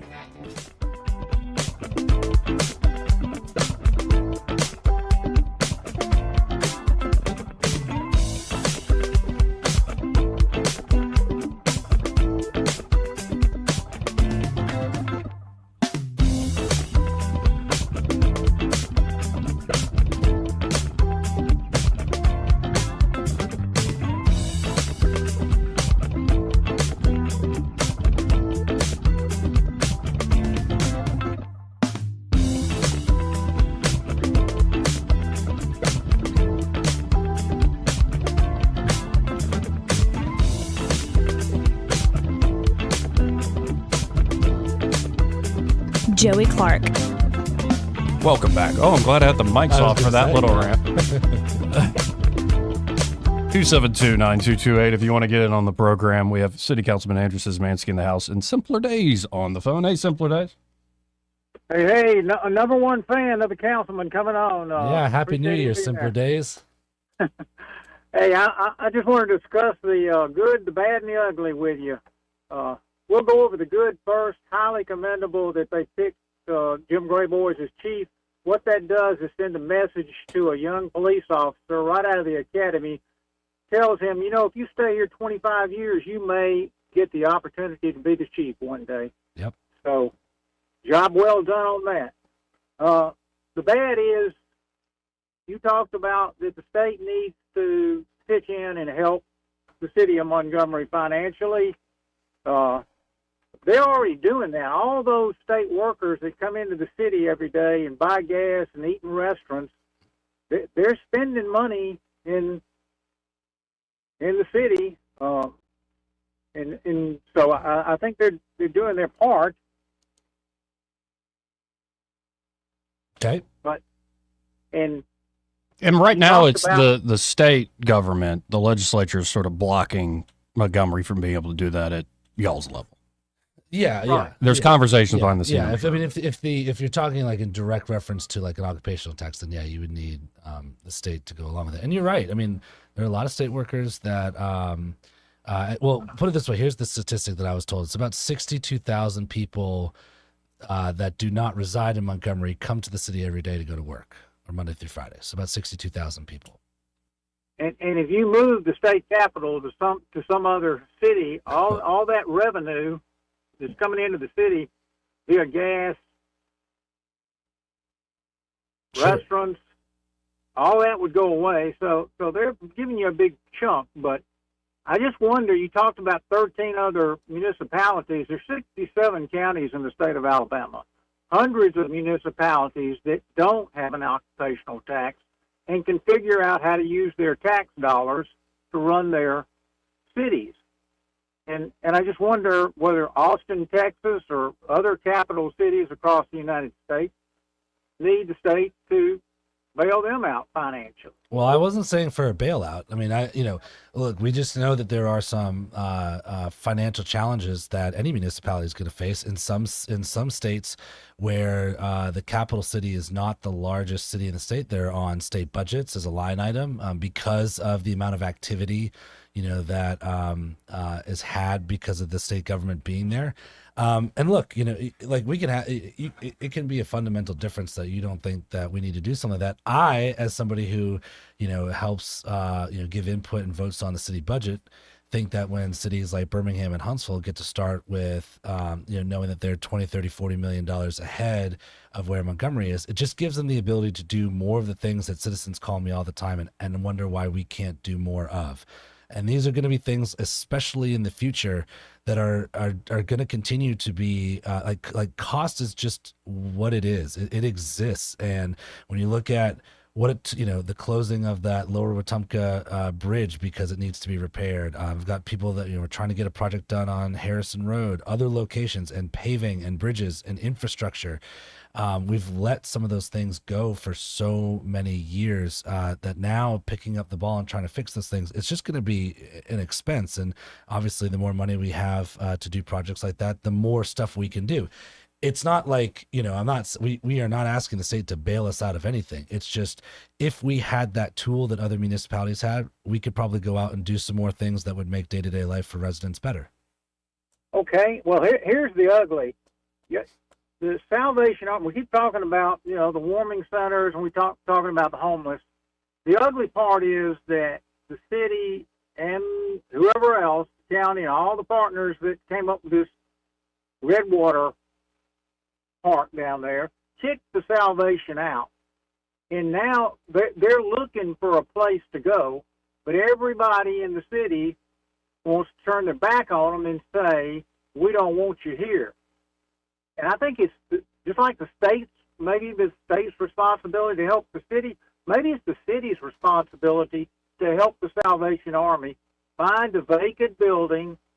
And so here we're going to help you, because we helped kick you out of your home down there where you were serving people and didn't have a plan for you.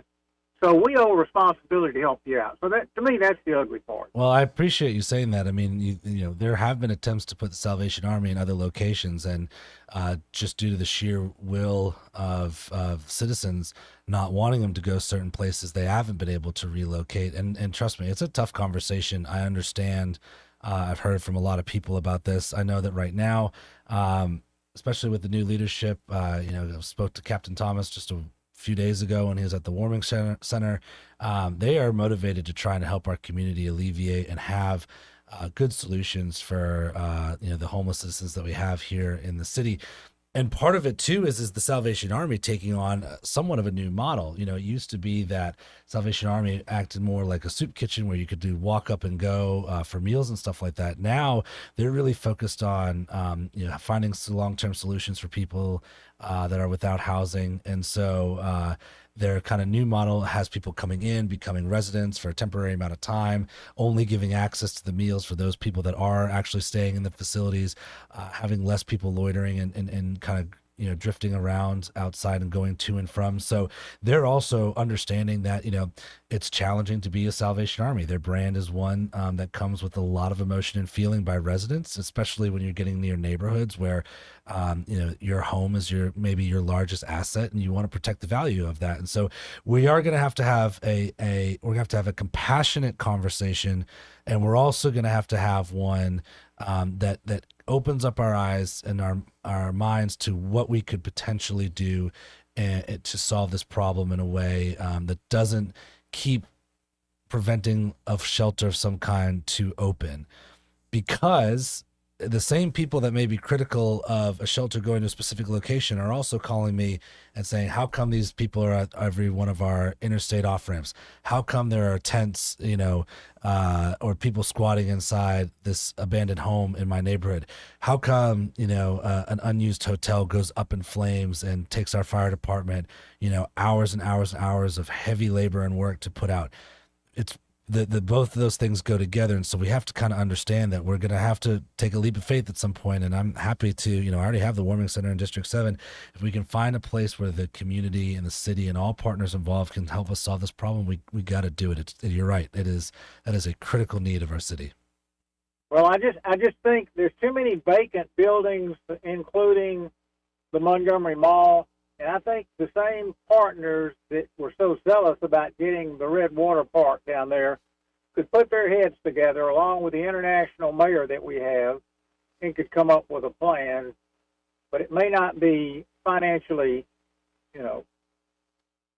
gainful for anybody, so they may not want to be involved. Oh, hold on. I appreciate you coming on. Appreciate it, Simple Days. And what's that drop always play? Hold on to your butt. Because we got a whole other financial situation here in the city with Jackson Hospital, right? Yeah. Now, it's been in a while. They missed a bond payment. They've been in financial trouble for a while. It's been in the news, but it's become more pressing. Yeah. Yeah, it's become more pressing. Obviously, if anybody saw the city council agenda from Tuesday, we're in the middle of conversations right now about whether or not it's a big issue. Jackson Hospital has about 257 beds in the hospital now. It has the capacity to potentially go up to about 350. It's a community hospital. It's a staple of the community that was run very poorly, very, very poorly. That resulted in a takeover happening at the hospital by a group of people who specialize in helping entities like Jackson Hospital right their ship. And the way that they're recommending the ship get righted is they need to take out a bond. And the bond holders are asking for the city to basically guarantee that bond. It's about $20 million. And, we can get into the details, or people can look into the details of what it means to have, to be first position and how, whether or not how risky this is, how safe this is. But we're at a real kind of crossroad on this thing because it has to get done and it has to get done very quickly. We did not adjourn our meeting on Tuesday. We are actually in recess right now from the Tuesday meeting, and we will be back in chambers on Friday at 4:00. And one of the unfortunate parts about this whole thing is Jackson Hospital has about 60% of their patients, their clients come from the city of Montgomery. The other 40% come from areas of Montgomery County, Elmore County, Otago County, Lowndes County, even down in Dallas County. You've probably been seeing across the state these announcements. Wilcox, like all these small rural hospitals are closing. Well, when those places close, they migrate towards the next largest hospital system that they can have access to. And right now, I was told today that I believe both Baptist locations and Jackson are on diversion, which means we're sending patients to other places because we're full in that capacity. Okay. So the loss of Jackson Hospital would be very bad, or the loss of a hospital there would be very bad. So then the question is okay, what does the city do here? And I'll dive into this, and if this sounds too nerdy, then just let me know. Keep going. We have a $20 million bond that we've got to take out, and that they need to take out, that we're going to guarantee. That will allow the hospital to declare Chapter 11 bankruptcy, which is the restructuring bankruptcy. They'll be able to take that money, help with some of the debtors, the creditors, all that type of stuff. And then that can prepare the hospital for a couple different scenarios. One could be sale, right? Mm-hmm. If I'm interested in buying and acquiring Jackson Hospital, I'd much rather do it without a big list of creditors and debtors that are going to come knocking as soon as I buy the place. So it makes it a lot more valuable. You'll wait for that full Chapter 11 process. Yeah. The other thing is that the people that are doing the takeover are saying that actually Jackson is viable enough, and that really this was just terrible management decisions by all upper management, which are no longer there. CEO, CFO, COO, head of billing, all those people are gone, is what we've been told. So that you could do this, and then Jackson could just be a viable hospital, hire new, long-term CEOs, CFOs, all those things. Boom, Jackson continues on under the guidance of its board, and it is viable. And they say that it could be viable within 2 quarters. The problem that we have here, and to the point about the occupational tax, is that, well, we've asked everybody that should be a stakeholder here, hey, the city would like to mitigate some of this risk, because if it doesn't go well, right, then the city's on the hook for its portion of the bond, which would come out of our funds, which we could be using for other projects and other things. So the question is how come the city is the only entity being asked to help guarantee this bond? And the answer, as it was explained to me, is because the state, the county, and other municipalities have said they are unable to or unwilling to join us in helping to mitigate some of this risk. And that's really what's being discussed about right now and that's going to be the vote of the council and having to decide this thing is that, do we go solo in taking all of this on for a hospital that provides regional service in the capital city of this state without our other partners coming to us? And I think there's something to be said about, us always being asked to do that side of the deal, and then when we ask for something on the other side, we get told no. I mean, has there been any effort? It almost sounds like because of such a time crunch, mistakes like that aren't made innocently. I'll put it that way. Yeah. That it seems like, okay, we're going to put ourselves in a desperate situation, so the people we ask for help, well, they will have to help us. I guess the legislature's in session, next week? Yeah. But you're saying, this is a 5-day window? Yeah, no, the timetable I've been told is critical. And the county's not speaking up at all about this? So, again, junior counselor's not always at all the things. But what I was told is that the county was unwilling to join in on that. And I don't know if that's because they've met and discussed that, or I do know that there was a meeting with the county, regional mayors, and other players. So my information to where we were today in the room was the city, we were basically being told we need to act, or we need to decide if we want to act on Friday. I got handed the draft agreement at the meeting on Tuesday. I think that there was some hope that we could have had more of this handled before this late in the game. And, one of the things that the reason we're being told this is because the bonding companies that will do the bond will feel a lot more secure if they know that there's a city guarantee behind it. You put ourselves in first position in this thing, and guess what? They go through this process. The hospital gets sold. You take the money out of that sale. You get the city out of its position. Or if this thing goes belly up, and you start selling off the assets, they've got real estate assets. They've got receivables. They've got equipment and infrastructure. You sell all that off. As long as the city is guaranteed to be in the first position to get out on this, and I give a lot of credit to everybody that's been kind of working on that side of it from the city. We've been talking to attorneys, members of the council. I've been having the conversation, but there's always risk, right? Right. And you love to mitigate risk by getting other people to help, kind of dilute some of that risk, and we're just not having that right now. And today was the first meeting where that really seemed to be a point of not contention, but where the council's kind of divided. Is that, because if we're all politicians here, right? So if this thing goes bad and $20 million, the city's on the hook for $20 million, that comes out of things that, whether it be projects, paving, all that type of stuff, it's not going to look very good. And people are going to be like, why did you try and save this? Well, that you can always Monday morning quarterback after that point, and that's a really big position for us. What happens if the city says just no?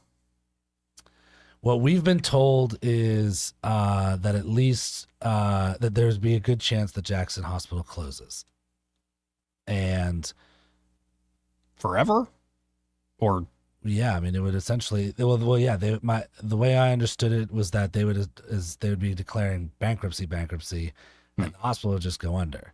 Now, that doesn't mean that you demolish the structures and take all the stuff out, but I'm from Massachusetts, and so and my father was a physician for almost 40 years, had a practice that was absorbed by a larger entity.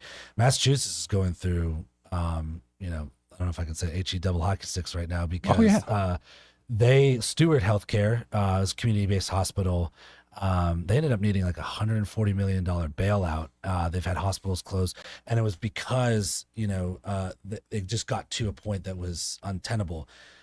But what they have found is even with the bailout, hospitals that did close down aren't getting reopened, because as soon as it closes fully, and it wouldn't be overnight. This would not be overnight, so I'm not trying to create panic at all.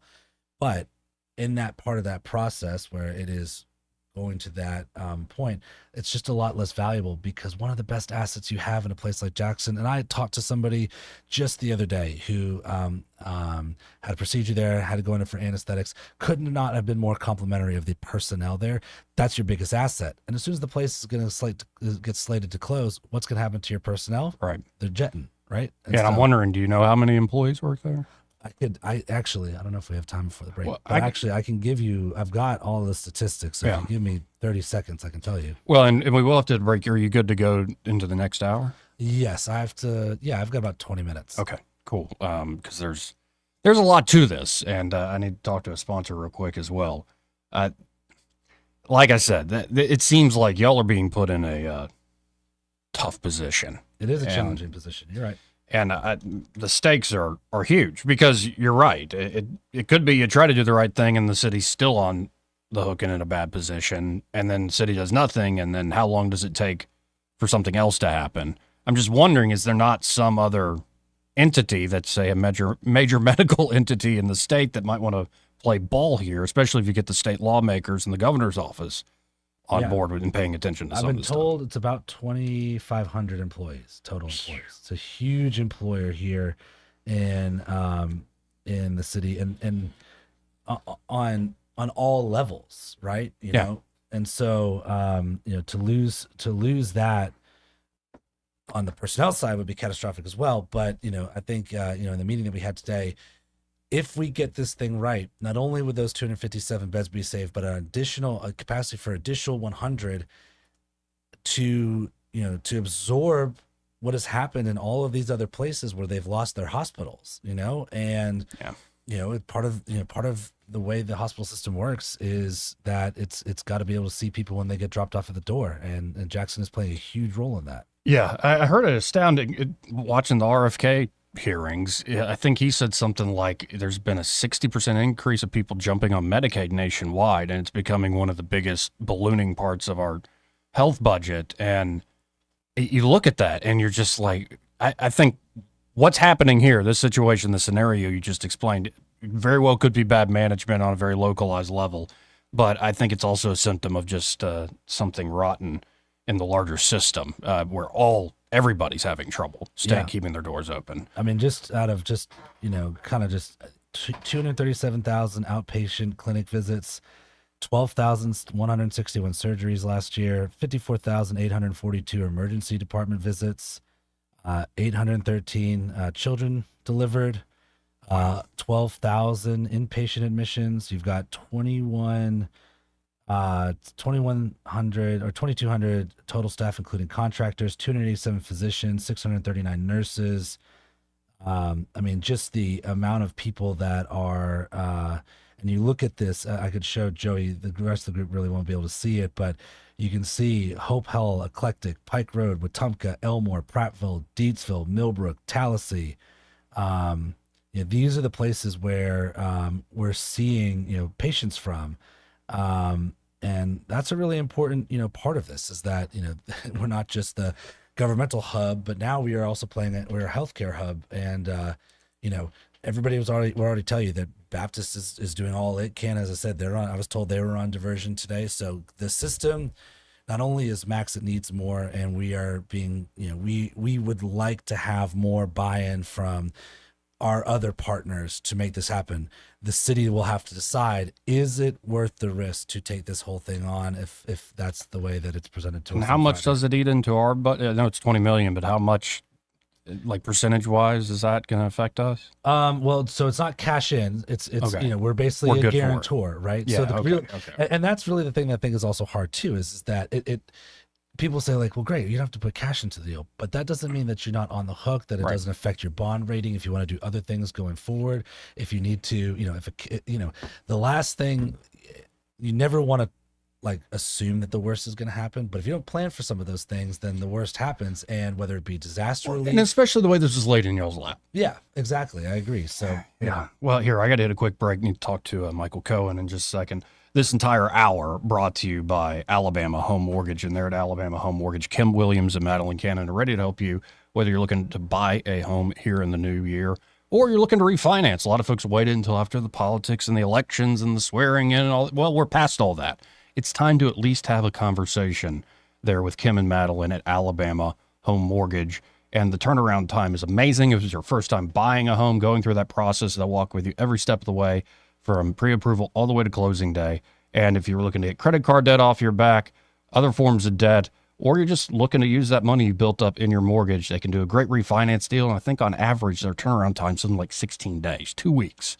You could have something worked out. So y'all check them out today. Call Kim and Madeline at 567-4223. That's 567-4223. Or you can always apply online at myalabamahomemortgage.com. There is a difference in mortgage companies like Kim and Madeline. Prove that to you today. NMLS number 1586368, an equal housing lender. Want to carry News Talk in your pocket? Download the News Talk 93.1 app from the App Store. Available on iPhone and Android. Never miss a moment. Download now. Now you can add the power of digital advertising to the #1 reach of radio. Let Blue Water's 20 years of local advertising and marketing success show you how. Grow your business with a complete suite of digital solutions, combined with the reach of the most listened to radio group in the River region. Call us or go to BlueWaterBroadcasting.com to find out how we can increase your return on investment. Blue Water Broadcasting, local folks helping local business. For more information, send an email to digital@bluewaterbroadcasting.com.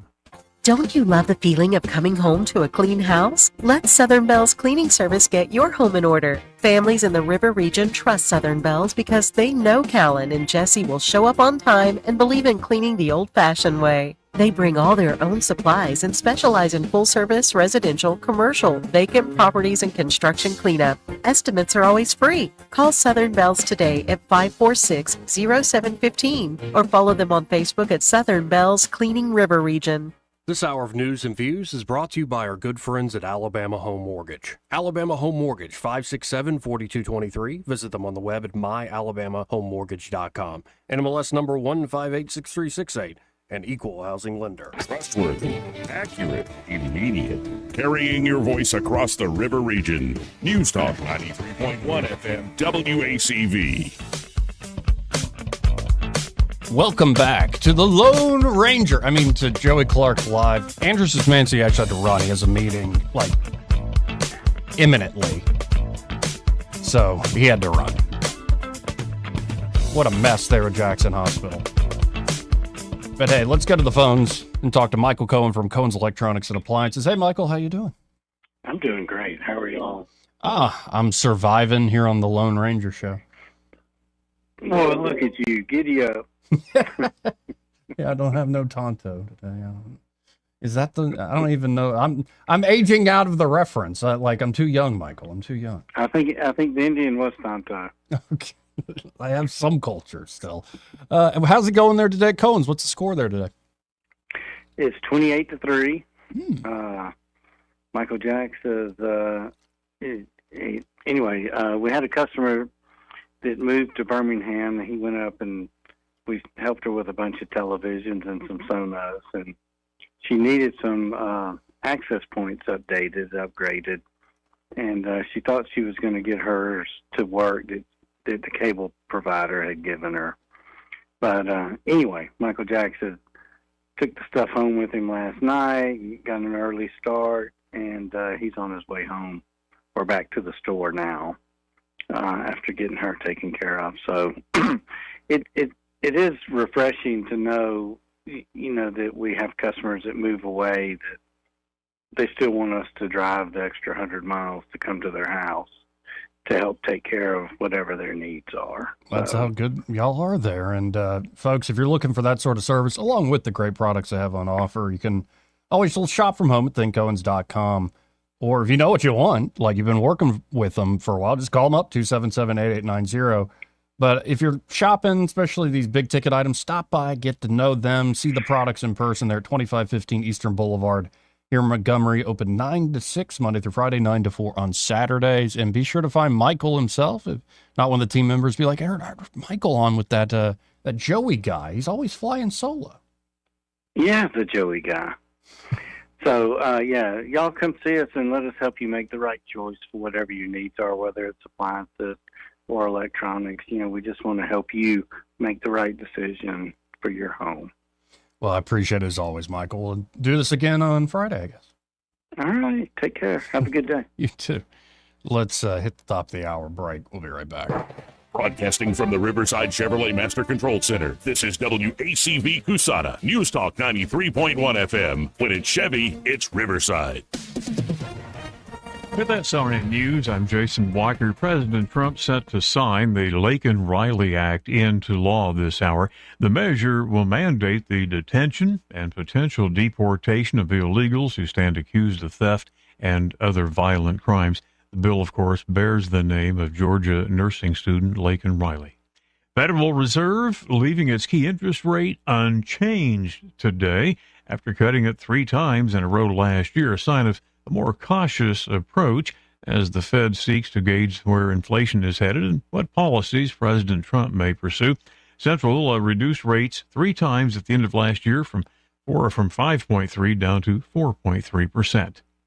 The Senate Finance Committee has opened hearings to consider the nomination of Robert F. Kennedy to be Secretary of Health and Human Services. This is SRN News. Wesley Financial Group is not a law firm. If you own a timeshare, don't miss this public service announcement from Chuck McDowell, founder of Wesley Financial Group. If you receive an unsolicited phone call or mail piece to discuss selling, renting, or especially canceling your timeshare, don't fall for it. If you really want out of your timeshare, hang the phone up immediately or throw that mail piece in the trash and contact your timeshare resort or Wesley Financial Group for assistance with your timeshare. As the only Inc. 500 timeshare cancellation company, our knowledge, experience, and results has made Wesley a trusted resource for over 40,000 families we've helped get out of their timeshare. Give us a call and I'll send you our timeshare exit information kit free with the straight facts about your timeshare and all of your options for cancellation. Call for your free info kit. 800-885-3333. That's 800-885-3333. 800-885-3333. Rich Thomas Weather, a service of Wiley Sanders Truck Lines, where over-the-road dump truck drivers are needed right now. Home twice a week and every weekend. Must leave early on Sunday with Blue Cross Blue Shield. Call them now at 855-777-9785. Well, hi, everybody. We like this little pause in winter, and we hope it sticks around for a while. Today, a pretty good day with a good bit of sunshine, high in the middle 60s, cloudy at times tonight, low 46. Thursday's high 73, at least partial sunshine. Could be some late night showers after midnight on Thursday night. Showers likely on Friday, maybe a thunderstorm or two, high 70. Timing is everything. Looks like a dry weekend. Sunshine, upper 60s Saturday, teasing 70 degrees on Sunday with more sun, and maybe lower 70s on Monday. From the Blue Water Weather Center, this is Rich Thomas. You can make your ASE loan payment from your phone, anytime, anywhere. It's quick and easy. YourASECreditUnion.com. Federally insured by NCUA, Equal Opportunity Lender. ASE Credit Union. Your life, your goals, your ASE. 1819 News. An index on state education freedom has been put out by the American Legislative Exchange Council. That index is for 2025 and has placed Alabama as 11th in the nation for expanding parental choice and advancing universal education freedom. Alabama moved up by 11 spaces ever since last year when the passage of the CHOOSE Act occurred within the state legislature. The CHOOSE Act provides education savings accounts for students grades K through 12 who will be given state monies to pay for school tuition at the school of their choice. Applications to be part of the CHOOSE Act started being accepted at the start of this year. So far, over 11,000 eligible students have signed up for this program. I'll be back with more Alabama stories after this. Where I was living was not a great place to live anymore. I began to pray for a place to go, praying for all of these things that a 9-year-old would want. I wanted horses, big house with a bunch of people my age. I wanted parents. I wanted a mom and a dad. Before I even prayed it, the Lord had already answered my prayer with the Big Oak Ranch. Who would that 9-year-old be if she never came to the Big Oak Ranch? I would be trying to fight for survival instead of fighting to break a cycle. Big Oak Ranch, a Christian home for children needing a chance. A national report card from the U.S. Department of Education has now been released regarding 4th and 8th grade math and reading scores for 2024. 4th graders in Alabama ranked 1 point below the national average in math and reading. 8th graders in Alabama ranked 10 points below the national average in math and 7 points below the national average in reading. The case involving domestic violence charges against a former Hale County deputy has now been dismissed. Alan Nail was first accused by his wife back in 2022. The case was going to go to trial this past December, but was dismissed due to the unwillingness of a witness to appear in that trial. I'm Andrea Tice. For more news affecting Alabamians, go to 1819news.com. And while you're there, subscribe to the daily newsletter. This hour of News and Views is brought to you by our good friends at Cole Plumbing, 279-8919. Cole Plumbing is number 1 in the number 2 business. You don't have to dig a hole. They have proprietary pipelining technology. Ask them about their tankless water heaters. Remember, when you have trouble with your bowl, call on Cole. When you need a new door or window replaced, you want it done right. Someone who delivers expert craftsmanship every time, experience is a must. Listen, Davis Door and Sash. They can show you new doors and windows that can help you lower your utility bills and boost energy efficiency. DavisDoorandSashAlabama.com or call 334-288-6010. Davis Door and Sash, the perfect fit for your home. The views and opinions of the following program are solely those of the host and other contributors. These do not necessarily represent those of Liberty Acquisitions 825, Blue Water Broadcasting, its management, staff, or any advertisers.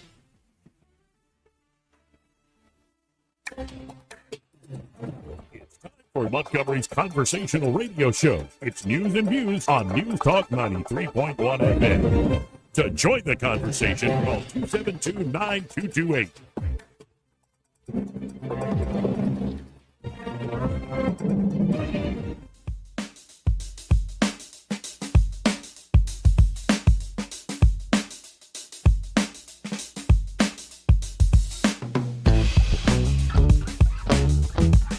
Joey Clark.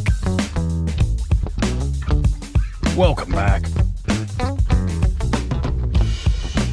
272-9228 if you want to get in on the conversation. So that's an absolute mess just dumped in the city's lap there at Jackson Hospital. Guess the council will be deciding by Friday. That's what Szymanski just said, that they didn't fully adjourn the meeting from Tuesday. They're just in recess. They're going to be talking behind the scenes. I'm sure if you have input or thoughts or ideas on this, it is welcome. They are your elected representatives here in the city. I think Councilor Szymanski's point about there should be other partners involved with this possibly is a good point. We'll see. But the way this is last second being laid at the feet of the city of Montgomery makes me say I don't want to reward that. Also working on having somebody you'll know call in to explain more of the behind-the-scenes details of this billboard that showcased a, iconic image from Bloody Sunday. And it had Make America Great Again all pasted across it with the Museum of Fine Arts, Montgomery Museum of Fine Arts on the bottom, sponsoring this thing. What an absolute mess. I have a sense that it might have to do with a particular artist. But, come on, guys. That's something that's going to make all sorts of folks fighting mad. And it's one thing to commemorate, to remember, to build tourism on this place, Montgomery, Alabama, being the birthplace of the Civil Rights Movement. But using that iconic imagery as sort of a FU middle finger to the vast majority of people that live here in our dear state and the majority of people around the nation, I think it's whatever artist did it, man. It's like it's a simulacrum of like that event.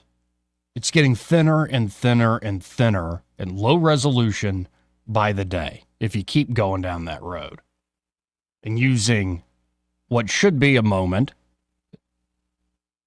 to commemorate and learn from as a cudgel constantly and everywhere in a very provocative way. But, that's the nature of America. That also tends to be the nature of artists. They can't all be geniuses, I suppose, but they still get paid to do what they do anyhow. 272-9228. Again, if you want to get in on the conversation. Just looking at the ongoing grilling of RFK Jr. at the confirmation hearings. And, with these issues going on healthcare-wise, RFK Jr. was making that point that so much of our system is being strained. We spend more money, vast amounts of money, more than any other developed nation. And our health outcomes are some of the worst, if not the worst, of developed nations. Hearing is now ending. RFK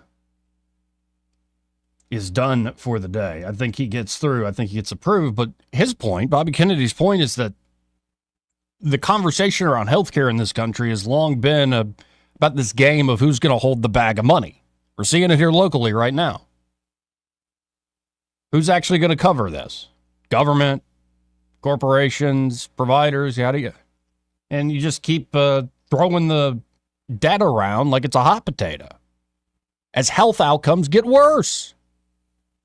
So we're spending money. It's leading to financial ruin in many places, the need for bailouts, the need for all these emergency things, these Band-Aid fixes to severe problems. And our health isn't better to show for it. It's just one example of many things that have been going on in this nation. It's why people want an overhaul. Because I think a lot of people sense, even good people that work in a lot of these systems, whether you're talking about Jackson Hospital or anything else, I think there are a lot of people stuck in these systems who are trying to do good work. But what you need is leadership in this to shake things up. To actually figure out, why does this cost so much? Why is it not working? And are there more common sense solutions other than get out the money gun? You know, like those guns at the big sporting events, just shooting cash at people. I need to get one of those and get a bunch of cash. I think it'd be very popular around town. Just firing money out of my car. I'm sure that won't bring other problems for me. 272-9228, like I said, if you want to get on the conversation. What a mess. Now, I want to play a little bit of RFK Jr.'s opening statement because he says it better than I can. This is going to be the man at the top of Health and Human Services trying to figure out how to make MAGA, make America healthy again. So let's listen in to a little bit of this. Again, this is Bobby Kennedy earlier today. Ranking Member Wyden and members of this distinguished committee, I'm humbled to be sitting here today as President Trump's nominee to oversee the U.S. Department of Health and Human Services.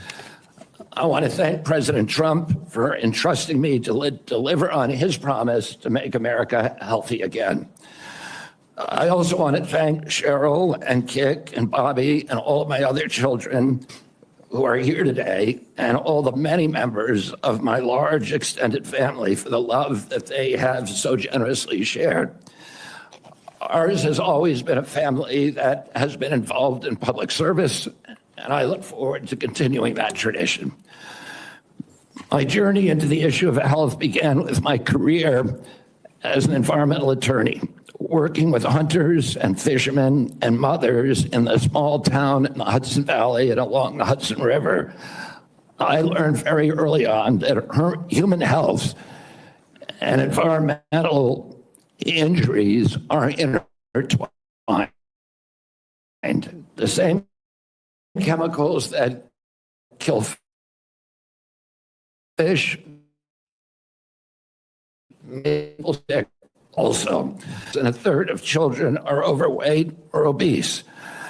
Diabetes is 10 times more prevalent than it was during the 1960s. Cancer among young people is rising by 1 or 2% a year.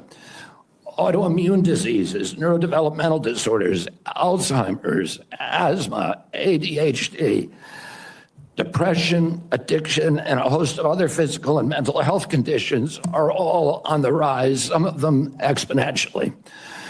The United States has worse health than any other developed nation, yet we spend more on healthcare, at least double, and in some cases, other countries. Last year, we spent $4.8 trillion, not counting the indirect costs of missed work. That's almost a fifth of GDP. It's tantamount to a 20% tax on the entire economy. No wonder America has trouble competing with countries that pay a third of what we do for health and have better outcomes and a healthier workforce. But I don't want to make this too much about money. It's the human tragedy that moves us to care. President Trump has promised to restore America's global strength and to restore the American dream, but he understands that we can't be a strong nation when our people are so sick. A healthy person has 1,000 dreams. A sick person has only one. Today, over half of our countrymen and women are chronically ill. When I met with President Trump last summer, I discovered that he has earned for this tragic situation, but genuine care. President Trump is committed to restoring the American dream, and 77 million Americans delivered a mandate to him to do just that, due in part to the embrace and elevation of the Make America Healthy Again movement. This movement, led largely by MAGA moms from every state, and you can see many of them behind us today, and in the hallways and in the lobbies, is one of the most transcendent and powerful movements I've ever seen. I promise President Trump that if confirmed, I will do everything in my power to put the health of Americans back on track. And I've been greatly heartened to discover a deep level of care among members of this committee, too, both Democrats and Republicans. I came away from our conversations confident that we can put aside our divisions for the sake of a healthier America. For a long time, the nation has been locked in a divisive healthcare debate about who pays. Well, when healthcare costs reach 20%, there are no good options, only bad ones. Shifting the burden around between government and corporations and insurers and providers and families is like rearranging deck chairs on the Titanic. Our country will sink beneath a sea of desperation and debt if we don't change the course and ask why are healthcare costs so high in the first place. The obvious answer is chronic disease. The CDC says 90% of healthcare spending goes toward managing chronic disease, which hits lower income Americans the hardest. The president's pledge is not to make some Americans healthy again, but to make all of our people healthy again. There is no single culprit in chronic disease. Much as I have criticized certain industries and agencies, President Trump and I understand that most of their scientists and experts genuinely care about American health. Therefore, we will bring together all stakeholders in pursuit of this unifying goal. Well, let's hope it works. It's happening in our own backyard, certainly, and all over this nation of ours. Hopefully it works indeed. Well, I'm going to hit a quick break, come back. There's been a lot of breaking news. I saw Senator Brett standing right behind Donald John Trump as he signed the Laken Riley Act. She was standing right next to Laken Riley's mother, Allison Phillips. And so I will bring you some of what we just heard. Trump also giving a, briefing on what he's been doing in the last few days. We will get into all that after the break. Y'all stay tuned. He may not know whether he's coming or going, but whether you're going to work or coming home, Greg Budell is there. Mornings 6 till 9 and afternoons 3 till 6. Only on News Talk 93.1 FM WACV. Hi there, I'm Kim Williams with Alabama Home Mortgage. For years, I've been asking you to call me at Alabama Home Mortgage because there is a difference in mortgage companies. Did you know the current national average turn time to close on a mortgage is 48 business days? But not at Alabama Home Mortgage. At Alabama Home Mortgage, our average close time is 16 business days. That's a month faster than the rest. How do we do it? With over 60 years of combined experience in the industry. Our team knows mortgages. Our years of experience yield a better experience for our customers. Folks, time is money. Whether you're looking to buy or refi, don't waste time with another mortgage company, bank, or credit union. We close on time, every time. Give Alabama Home Mortgage a call at 567-4223. That's 567-4223. Or visit us online at myalabamahomemortgage.com to complete an application on your time. Our fast turn time is just one difference that sets us apart from the rest. It's not just a slogan. Call Alabama Home Mortgage because there is a difference in mortgage companies. NMLS 1586368, Equal Housing Lender. For too long, Alabama's statewide news companies have shamed us for our conservative Christian values. Alabama deserves a news company that cherishes our culture, a company that isn't bought and paid for by the powers that be. 1819 News is that company. Run by Alabamians for Alabamians, 1819 News celebrates what is good and beautiful about our state while exposing those who work against our values in secret. Just go to 1819news.com to learn more. Subscribe to our newsletter. That's 1819news.com. This hour of News and Views is brought to you by our good friends at Cole Plumbing, 279-8919. Cole Plumbing is number one in the number two business. You don't have to dig a hole. They have proprietary pipelining technology. Ask them about their tankless water heaters. Remember, when you have trouble with your bowl, call on Cole. Hey there, I'm Kim Williams with Alabama Home Mortgage. Our partnership with Blue Water Broadcasting has reached thousands of listeners in the River region. People listen, people call. Now, there's mortgage savings for us all. Radio works. It's as simple as that. Call us to find out how radio can work for your business. Blue Water Broadcasting. Local folks helping local business. All the headlines the mainstream media won't touch. Your News Talk station. News Talk 93.1 FM WACV.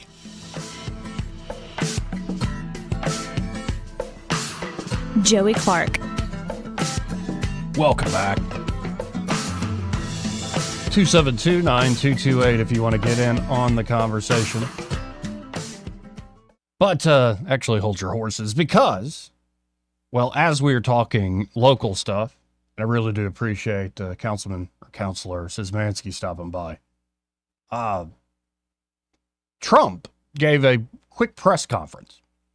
And then after the press conference, it looked like he signed the Laken-Riley Act. I believe it's the first legislation he has signed in his presidency. But before he signed it, he kind of laid out the story of what's going on with the first few days, just the first week. By the way, earlier, the Wall Street Journal comes out and says this whole freeze on grants and government spending and all this stuff, it was removed. And then the press secretary, Caroline Leavitt, said, no, actually, it's still in full force. We removed a particular memo that was causing confusion, but a lot of these holds on money going out the door through OMB are still in place. Excuse me, pardon me, is this a-hole poker? Is this what it's going to be? For years now? Like, you lying pieces of crap. Of course, I'm talking about the corporate press. You lying, But this is the battle that's ahead. Good news is most Americans trust Trump a lot more than a lot of the corporate media. But here's Trump, just a few moments ago, laying out, well, his first week or so.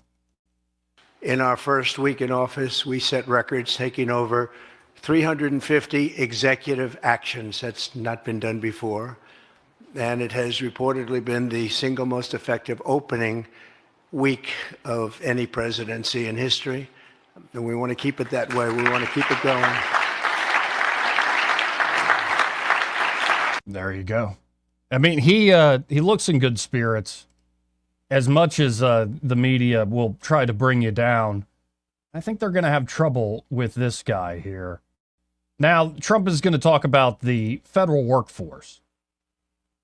So I'll just let the man himself lay it out. We have informed the federal workforce, which they've looked to do for many years, that if they're working for the federal government, they must show up to the office on time and on schedule. We don't want them.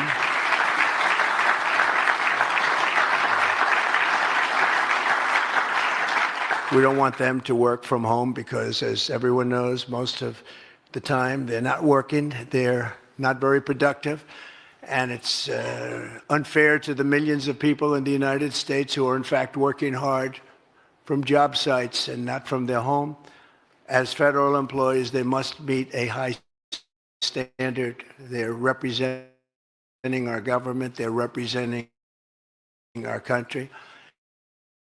If they don't agree by February 6th in their office, they will be terminated and killing our government. This thing that the last 10 presidents have tried very hard to do but failed. Most of the people we're talking about have not been going to their federal offices in many, many years, from even before COVID. But they have nevertheless been paid. Some have worked, some haven't worked, and most of the studies say that some have just gone through the motions. We may ask these people to prove that they didn't have another job during their so-called employment with the United States of America, because if they did, that would be unlawful, as you understand. A lot of people are getting paychecks, but they're actually working other jobs, so they'll have to prove that to us that they weren't. In any event, we're requiring them to show up to work or be terminated. We think a very substantial number of people will not show up to work, and therefore our government will get smaller and more efficient, and that's what we've been looking to do for many, many decades, frankly. I love it. And I'm almost thinking with the malicious compliance that's been going on already, like, oh, yeah, sure, I was just doing what you said. And like, you weren't. You weren't doing that at all. You passive-aggressive crybabies. You self-entitled, unelected, well, I'm not going to say the next word, because all the words I want to say, I can't say on the radio. That said, Trump kept talking at this press conference, and he sets the record straight on the federal funding freeze. Let's listen in together. And I'm restating right now to correct any confusion that the media has purposely and somehow, for whatever reason, created Social Security, Medicare, Medicaid have not been affected by any action we're taking in any way, shape, or form. We are merely looking at parts of the big bureaucracy where there has been tremendous waste and fraud and abuse. In that process, we identified and stopped $50 million being sent to Gaza to buy condoms for Hamas. 50 million. And you know what's happened to them? They've used them as a method of making bombs. How about that? It's correct. We stopped an attempt to make an illicit payment for illegal alien resettlement. We canceled $181 million in DEI training contracts. This is just for the training of people in DEI, which has been terminated and completely terminated. And we paused $1.7 billion in unauthorized payments to foreign organizations, including stopping more than $40 million that was on its way out the door to the very corrupt World Health Organization, which has not done its job and not done it properly. We also...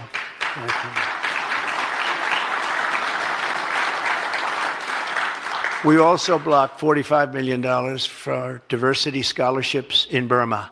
45, that's a lot of money for diversity scholarships in Burma. You can imagine where that money went. These were the types of payments, and many others. I could stand here all day and tell you things that we found, and we have to find them quickly because we want the money to flow to proper places. But these were the payments and types of payments affected by the temporary freeze, and the American people strongly support these efforts. I talked about it during the campaign, and they voted for us in record numbers. Every single day, we're now putting America first and fighting to get the most out of every single tax dollar for our great citizens.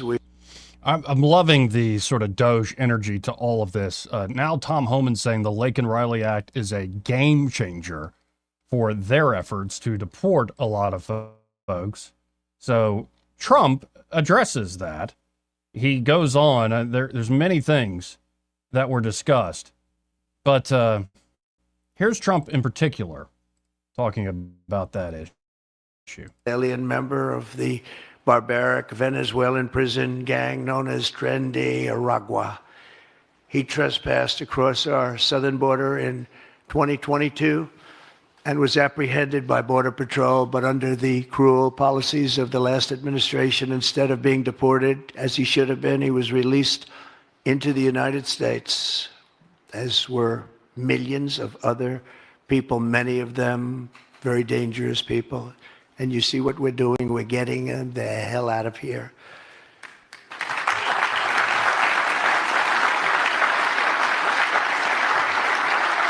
He was soon arrested again in New York City on charges of endangering a child, but because of New York City's deadly sanctuary policies, as we have in California and many other places, which we're ending, we're going to end them, he was released again to reoffend. The Biden administration then provided this illegal alien criminal with a free, taxpayer-funded flight from New York to Georgia, where he was arrested yet again, constantly, this time for stealing from a Walmart along with his gang member brother, who was a bad one. Only after being released a third time by the U.S. law enforcement did this cold-blooded criminal go out in that fateful morning hunting for women on whom to prey. That's what he did. He hunted. It was like a hunter. I'm going to show him who the hunter is. This horrific atrocity should never have been allowed to happen. And as president, I'm fighting every single day to ensure that such a tragedy never happens again. We don't want this to happen. Again, this was happening moments ago. Big crowd, a lot of reactions going on. But the mother of Laken Riley also spoke right before the signing. Want to include this? Thank you. Trump. We would like to thank Senator Katie Britt for her diligent bipartisan work to get this bill through the Senate. We'd also like to thank Congressman Mike Collins for his unwavering passion and for leading on the Laken Riley Act from the start. Our family will forever be grateful for the prayers of the people across our nation and for helping to get this legislation into law. We also want to thank President Trump for the promises he made to us. He said he would secure our borders and that he would never forget about Laken. And he hasn't. He's a man of his word. We trust that he will fight for the American people. Most importantly, I want to thank our Lord and Savior, Jesus Christ, because without his sacrifices, Laken's story would have ended on that horrific day that she was taken from us. But because of him, we can continue living knowing that we will see Laken again.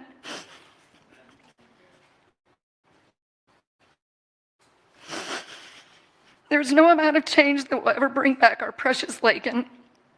Our hope moving forward is that her life saves lives. We're so thankful that her passion for helping others and her legacy for doing good in the name of Jesus Christ will carry on. Thank you.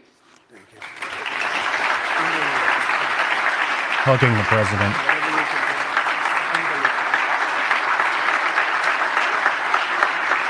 And then they went ahead and signed it, folks. It's done. Homan now saying that, yeah, this is going to be a game changer for their efforts. A lot happening here today. A lot happening. Let's go to line one. He's been patient. Chris, good to hear from you, man. How you doing? Yeah, I'm doing fine. That's a big deal. And congratulations to Katie Britt for really pushing that through. Absolutely. That's how it's supposed to be done. Yeah. That's really important stuff. It's amazing all the good things happening when you have competent people involved. And hopefully it's going to continue. Speaking of competent, I'm a Montgomery resident too, and just kind of seeing the things going around town, the issues we have, just seems to be the end result is because of mismanagement. Yeah. You know, we talked about the hospital mismanaged, the issue with our homeless on the streets and getting rid of the shelter, that was mismanaged completely. We had the issue with, gone through two chief of police, and that's because that was mismanaged from the very beginning when Stephen Reed appointed that gentleman or whatever he is from New Orleans, and everybody knew it. So I'm tired of the mismanagement because guess what, Joey? That mismanagement is costing us, well, at least on the note for $20 million as a city. And here we are having to, it's a hard sell, everybody. We got to get this done by Friday. That stinks to high heaven to me. If I was a city council, I'd tell whoever that is pushing that to take a hike. And that is absolutely the most ridiculous way to manage anything. And that's disgusting, honestly. Yeah, it shouldn't be rewarded. No, it shouldn't. And whoever, yeah, exactly. And I'm not going to go any further on that, but it shouldn't be rewarded, and it needs to be looked over. And I would have to say, I'm not so sure the Attorney General shouldn't get involved with it. Because it smells bad. It's a lot of money out there. It's a lot of people who can make money. But it's the sad part is us as citizens, are going to have to deal with the results, either a hospital shutting down or being on death. So I'm not, I appreciate Demancey coming in and talking, Joey. Yeah. But then he goes in and starts talking about, we need what tax, occupational tax. Where that's coming, it's rearing its head yet again. We don't have enough money, Joey. Never enough. Oh yeah, well that's that's every government. Yeah, but I mean, when is that going to end? Well, the good news is, even in the mayor's speech, it was an appeal to the state legislature. So it's not just, it can't just be a city decision. And that's something that you could talk to your local representatives, House side and Senate side about. Are you talking about on the occupational tax, allowing that to go through? Yeah. Yeah, well, that's a good stopgap, and that's why I'm glad we don't have the home rule. I don't know if we have it or don't have it. I forgot which way it goes. But yeah, I mean, just mismanagement. I mean, can we stop this? And by the way, let's stop rewarding the people that do it. Amen. Pretty easy. All right. Well, I was reacting in real time. It was the first I knew Jackson was having trouble, obviously, but I didn't know this little crunch, like time crunch, was put on him, and it's just absurd. Yeah, I'm sorry. That to me, that's ridiculous. I mean, can you imagine someone coming to you, a friend of yours, or something going on in your home, and they say, "Hey, man, you've got to sign this debt note for $20 million," and you've gotten 2 days to decide. Well, it sounds like there's a big fight happening. I mean, a gentlemanly fight, but there's a big argument going on. It's why they recessed to Friday, because I think the council's pretty split on this. Yeah, well, I don't know. I don't know the inner workings of what's going on, but again, mismanagement. Just please stop it. I mean, look at MPS, right? Same thing. Yeah. But by the way, the Choose Act is going to completely transform MPS. I hope they've kind of being aware of that. Being that we have all these failed schools in the city, all these people can now get $7,000 to go follow their kids. If you're in a failing school, that's a game changer, and it could completely decimate MPS. Because guess what? The sad part is you're going to be left with a bunch of kids, possibly, that no school wants. How terrible is that? What a mess. Well, at least we have a top shelf fire department. Well, we do. And we got a lot of top shelf stuff. Right. But the best and brightest aren't leading us, Joey. Yeah. We need you, best and brightest. Come on, Joey. Hey, Mayor Joey Clark. Oh, good that God. Sounds good. Good Ooh. God. Like it. Can you imagine that? I've already Hey, told Clark, sign you. this declaration. Oh my God. No, I've already told you and others, if I run for office, my slogan will be sex, money, power. Like, I'm going to be honest with the people of why I'm seeking this. Oh, you'd win. Hands down. Sounds like a fun I'm time. down. That's Joey Clark for mayor. Sex, money, power. And 1819 News might write up some scandal on me. I'm like, I told you I was going to do it. Hey, any news is good news. I mean, you're in the cycle. All right. Well, appreciate it, Chris. I'll give you $100. Thanks for the support. All right. Yeah. See you. Oh, goodness gracious. Oh, and by the way, Trump wasn't done in this whole thing before signing the Lake and Riley Act. He also announced this. An executive order to instruct the Departments of Defense and Homeland Security to begin preparing the 30,000-person migrant facility at Guantanamo Bay. Most people don't even know about it. We have 30,000 beds in Guantanamo to detain the worst criminal illegal aliens threatening the American people. Some of them are so bad we don't even trust the countries to hold them because we don't want them coming back, so we're going to send them out to Guantanamo. This will double our capacity immediately, right? And tough. That's a tough place to get out of. Yeah, to put it mildly.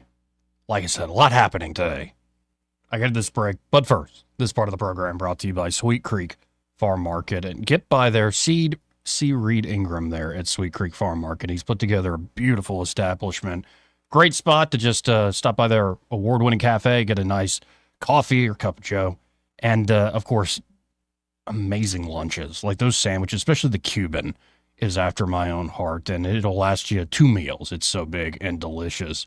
Of course, they also have fresh produce, baked goods, hard to find, Alabama-made products from those jellies, jams, and preserves, those little figurines, like little knickknacks and cute stuff that made by folks here in Alabama you can't find anywhere else. So it's also just a spot to take the kids, maybe on a great Saturday afternoon or Saturday morning, and just enjoy some time as the kids play. And they got a great playground area. Usually the farm animals running around. It really is a beautiful establishment. And be sure to like Sweet Creek on Facebook so you can see all the events they have coming up, all the latest product they get in that's fresh, the freshest of the fresh. And be sure, again, when you stop by Sweet Creek Farm Market, to find Reed Ingram and tell him that Joey, that guy on the radio, sent you. They're just 2 miles south of Taylor Road on Highway 231. We'll be right back. Want to carry News Talk in your pocket? Download the News Talk 93.1 app from the App Store. Available on iPhone and Android. Never miss a moment. Download now. Hi, this is Bo Goodson with the Goodson Group with your Real Estate Minute. My last message was the report for 2024 real estate market in the River region. According to industry experts, they predict for 2025 we will have more inventory to choose from for our buyers, more buyers for sellers to show their houses to. Here are 5 tips for buyers or sellers in 2025. Number 1, sellers need to price their home at fair market value with the help of your realtor. Number 2, buyers need to be pre-qualified by a local lender prior to shopping for a house to save them time. Number 3, use a certified residential specialist or CRS to purchase or sell your home. Less than 2% of realtors nationwide have this designation. You need an expert now. 4, use someone with 48 years of real estate experience to help you with your largest investment. Number 5, quit waiting. Now's the time to buy or sell. Call Bo Goodson at 221-2883, the Goodson Group, or 551-0225. This hour of News and Views is brought to you by our good friends at Cole Plumbing, 279-8919. Cole Plumbing is number 1 in the number 2 business. You don't have to dig a hole. They have proprietary pipelining technology. Ask them about their tankless water heaters. Remember, when you have trouble with your bowl, call on Cole. The Rich Thomas Weather Network is brought to you by Earnest Financial. If you're tired of losing your money in the stock market, call David Earnest, 334-279-7431. Earnest Financial, LLC. Hi, everybody. The news is pretty good as we end January and head for the early part of February. Cloudy at times tonight, overnight low 46. Tomorrow's high up to about 73. At least partial sunshine tomorrow. There could be some late night showers after midnight Thursday night. Showers are likely on Friday, maybe some thunderstorms. High near 70. That leads to a dry weekend with sunshine, upper 60s Saturday, teasing 70 on Sunday with more sun, and maybe lower 70s on Monday. We'll take it. From the Blue Water Weather Center, this is Rich Thomas. Budget Floors and More is your low price leader for everything you need for flooring and DIY flooring installation supplies. For the best prices on luxury vinyl plank, carpet, ceramic tile, flooring installation supplies, and more, shop Budget Floors and More, Hunter Lane across from Delray to Publix. We get Montgomery talking 24 hours a day. The River Region's most trusted voice. News Talk 93.1 FM WACV.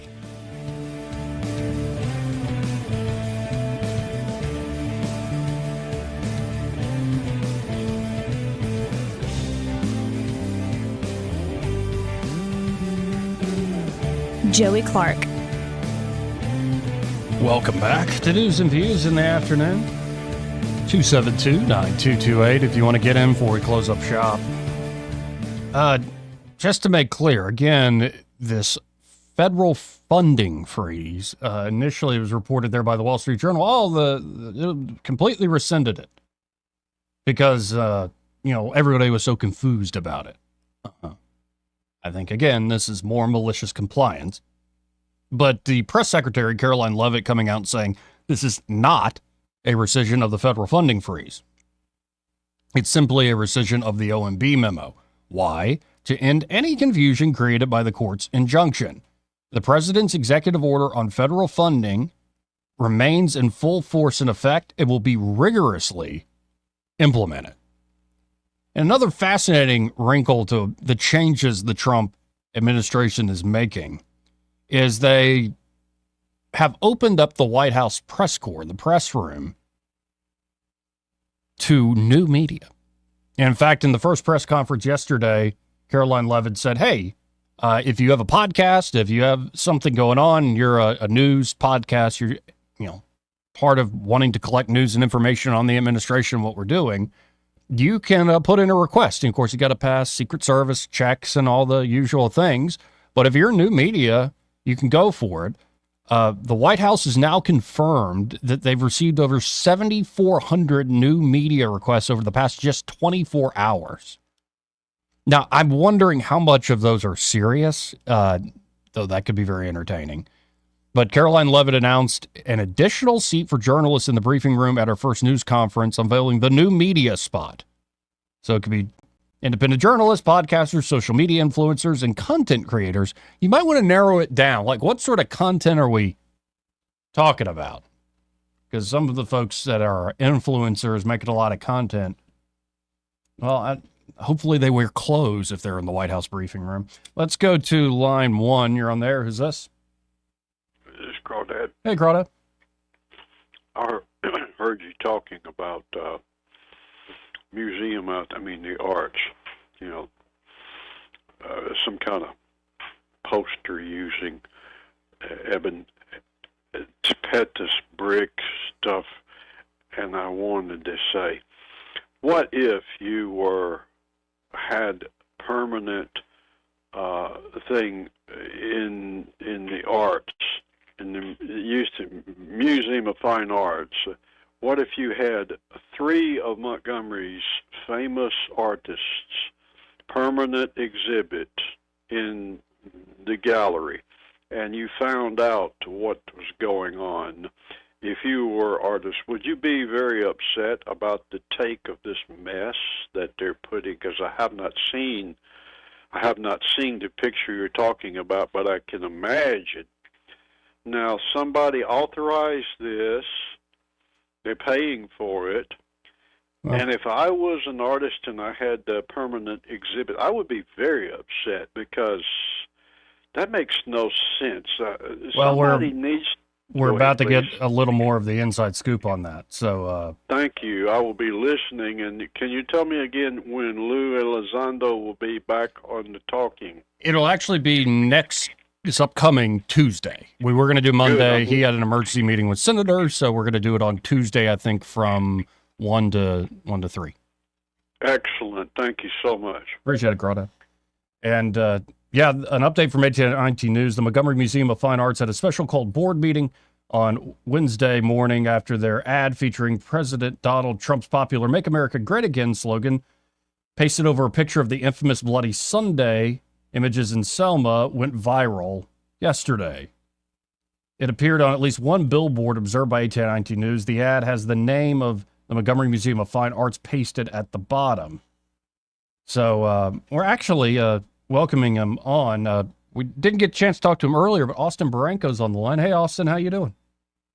Hey, Joey. Yeah, I'm doing all right. I've been listening to your show since I got out of the meeting. I do sit on the board of the museum, and although I can't give a ton of color, I think I can give enough to fulfill my role, which is to promote the museum. And so I just want to clear the air first and foremost and say the museum did not approve the billboard.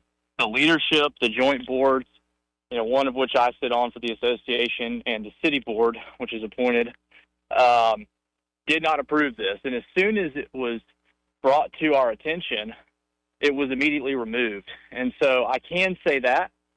The rest is ongoing. Dr. Dobbs, our new interim director, will be giving a little bit more color, but a little bit more too is the billboard out of context is a huge problem. And obviously leadership at the museum immediately identified that and did damage control. The sad thing is, though, is I've actually seen this exhibition at the Chicago Institute of Art. It's an exhibition from artist Spider Martin, who documented the events in Selma, and in the context of a museum is very powerful and moving. And unfortunately, out of context, on a billboard with the Make America Great Again slogan on it, it can be perceived as very divisive. And I can tell you, too, our board, which is extremely diverse, we're all on the same page and in agreement that this was out of place, and that's why we made the decision to immediately remove it. Going forward, and this has been an ongoing issue that we've worked to resolve, the leadership of the museum has been without a permanent director for almost 2 years.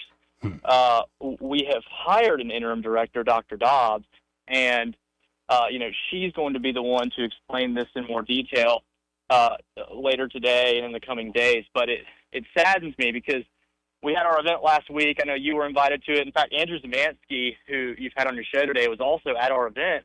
And our focus is to promote the museum and kind of bring it back to its previous glory. But within a situation like this, it's so frustrating for all of us that have been trying to push such a positive agenda at the museum.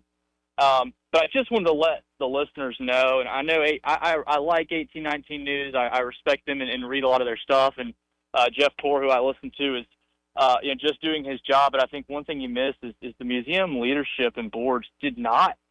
This happened without their knowledge or approval. And as soon as we found out, we had it immediately removed. So, like I said, we're working through those things. But I just wanted to kind of clear the record before the day got away from us. Okay. No, I appreciate you laying all that out there for the audience. And in the original reporting, it said it wasn't part of y'all's, any expenditure on y'all's part. And it sort of was like, who the heck did it? So I'm glad you added some more here. And I guess Interim Director Dobbs will be giving, as you said, more color going forward here. Yeah, that's right, Joey. And I really appreciate you plugging in this segment today in our absence, but totally appreciate your understanding. Of course. Yeah. Appreciate it, Austin. And we'll talk again soon. Thanks, man. Thanks, Joey. Bye. We got to hit another quick break here. We'll be right back. He may not know whether he's coming or going, but whether you're going to work or coming home, Greg Budell is there. Mornings 6 till 9 and afternoons 3 till 6. Only on News Talk 93.1 FM WACV. Is your business feeling the heat of cyber attacks? Tired of worrying about ransomware, data breaches, downtime, and employee mistakes? GTI Managed IT Solutions has been your trusted partner since 1999, safeguarding and supporting businesses like yours from the ever-evolving threats in the digital world. GTI, your peace of mind is guaranteed. Call us today at 819-4650 or visit gtinow.com. This hour of news and views is brought to you by our good friends at Cole Plumbing, 279-8919. Cole Plumbing is number one in the number two business. You don't have to dig a hole. They have proprietary pipelining technology. Ask them about their tankless water heaters. Remember, when you have trouble with your bowl, call on Cole. If it concerns your community, you'll hear about it on News Talk 93.1. News Talk 93.1 FM WACV. Joey Clark. Welcome back. Let's go right to the phones and talk to another great sponsor. We have Ray Bowles from Prattville Carpet. Hey, Ray, how you doing? Man, I'm doing great. I'm in a meeting right now, and I got you on speakerphone, and nobody wants to do the ad with me. Go figure. Chickens. I know, Robert Stritcher are the best-looking, is the best-looking council member in Prattville? No, we have Laura Lee. So yeah, that's true. Yeah, Laura Lee. I'm standing here with Mary Gillespie. Well, one thing you can depend on Ray about is he's so, what should I say, reactionary. So that's the main thing you depend on him. Absolutely. We're sitting here trying to figure out how to get the library doors back open right now. So hopefully we'll come up with a game plan and get this thing up and running fast. But now, hey, if y'all need a floor, don't forget who call. 285-8117. We'll come out and give you that free measurement. Next thing, they got a floor down just that quick. Again, that number, 285-8117. When you call them up, be sure to tell them you had, you heard Ray Bowles here on the show, getting things done in many ways. Hey, and listen, Prattville's got an election coming up, so don't forget, if you're in Prattville, vote often, 2 or 3 times if you can, and throw a vote for Bill Gillespie and Robert Stritcher if you don't mind. These are great guys. You say stuff like that, it's reactionary in so many senses of the word. and it's so important, and it's so important to shop Prattville and buy your carpet and flooring in Prattville. Amen. Hey, I tell you real quick, when I was on the council, every time I'd vote, I'd get 5 stickers to put on myself. And people were like, "Why do you have 5 stickers?" I said, "Well, I'm on the city council. They let me vote in every district." You'd be shocked how many people believe me. That's not true. All right, guys. Y'all have a great day. You too. Oh, wow. Again, that's Ray Bowles of Prattville Carpet, 285-8117. And dadgum, we learned a lot today. We learned that, Jackson Hospital needs a bailout all of a sudden at the last second from the city, or else they'll just close down.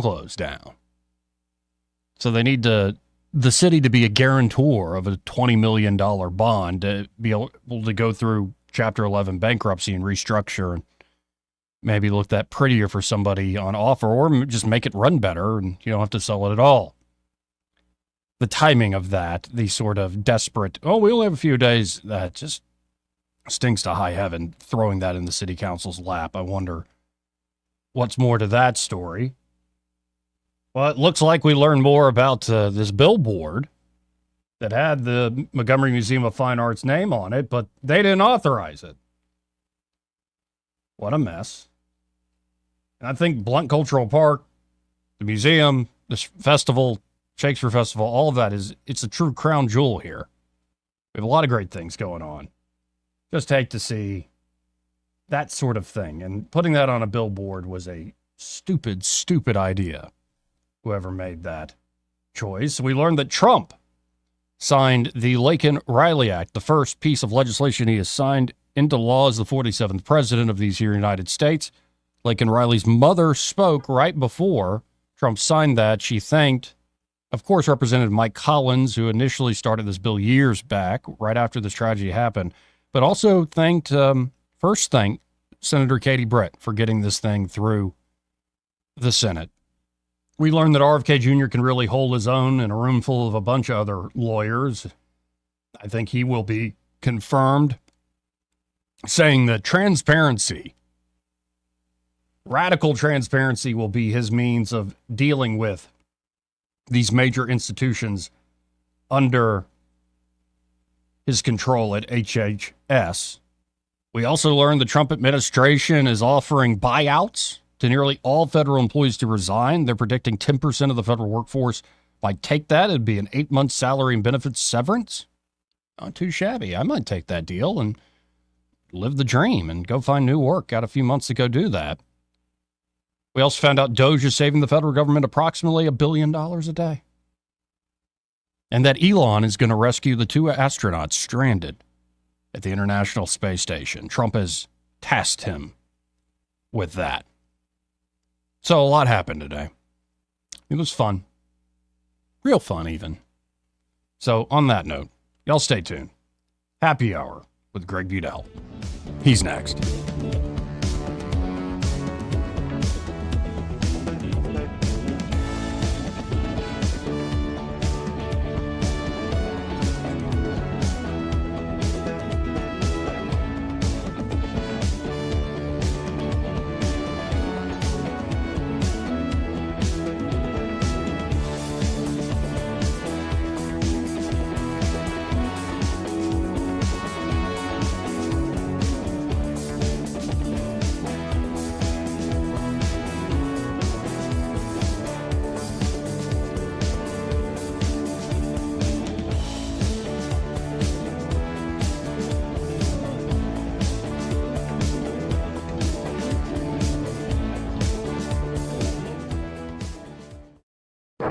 Broadcasting from the Riverside Chevrolet Master Control Center, this is WACV Cusana, News Talk 93.1 FM. When it's Chevy, it's Riverside.